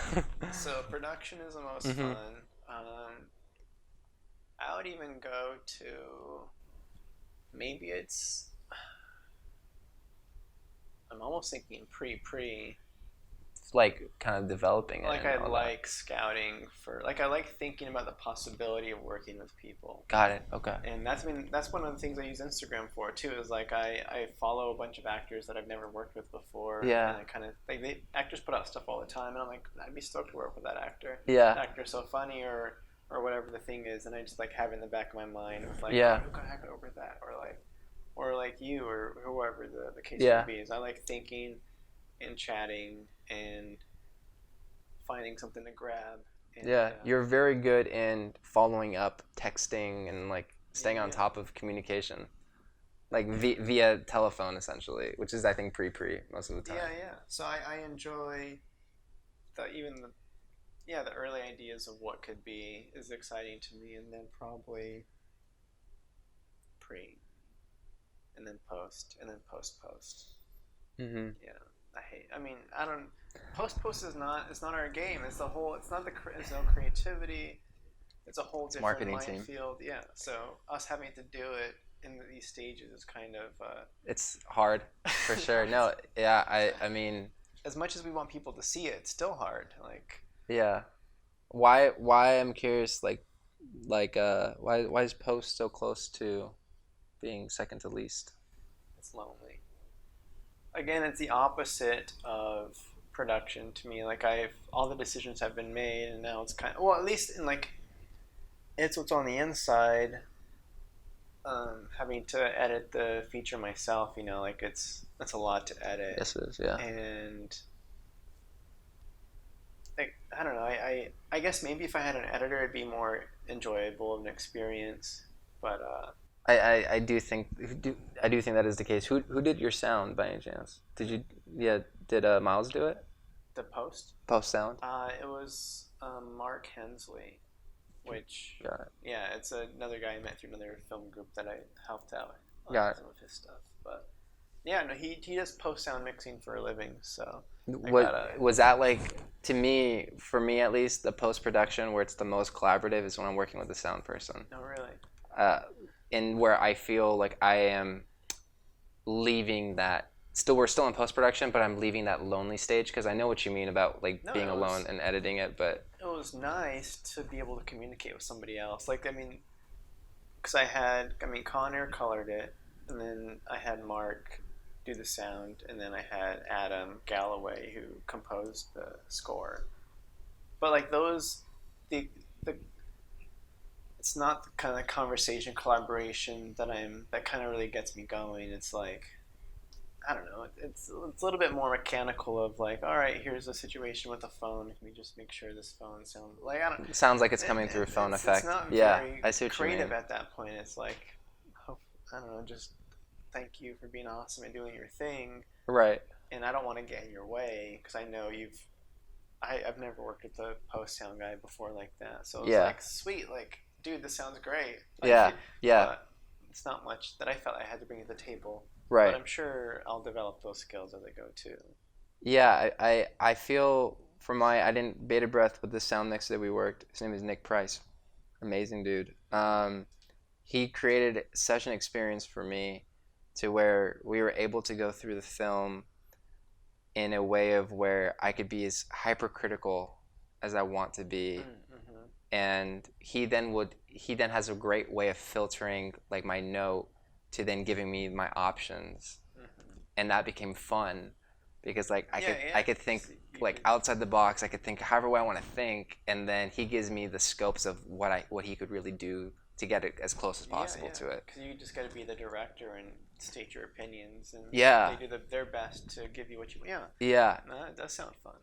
And that's why I think my ranking kind of comes into that, because that this most recent experience kind of brought me into that phase, into that understanding. I guess also I get so eager on seeing stuff get done and get out that I don't have patience for post production. Sure. It's just like, let's get this done. Yeah.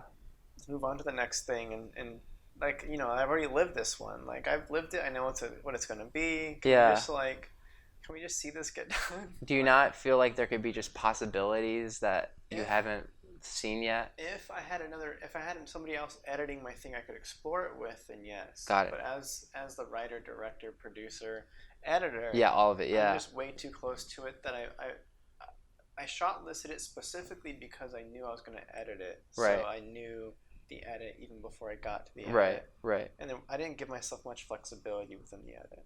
Right. So it's just like, this is what it is. Got it. Get feedback on it from people that I trust. Yeah. And then tweak it from there. And I got ideas that I couldn't imagine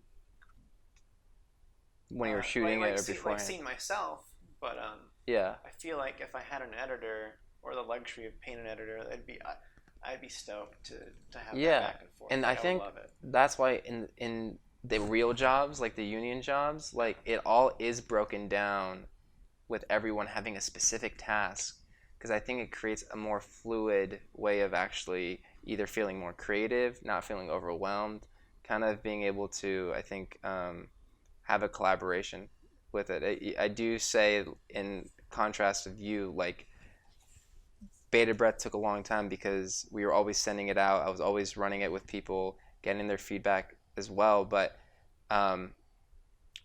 because I wasn't so attached to it as like the, you know, as everything, director, writer, producer, editor of it all, I was able to, I think, discover some more things from that. But yeah, man, it's crazy of how it all just kind of works out the way it does. I think most people, when they think of film, they think that like what they see on the screen was all planned out from the beginning.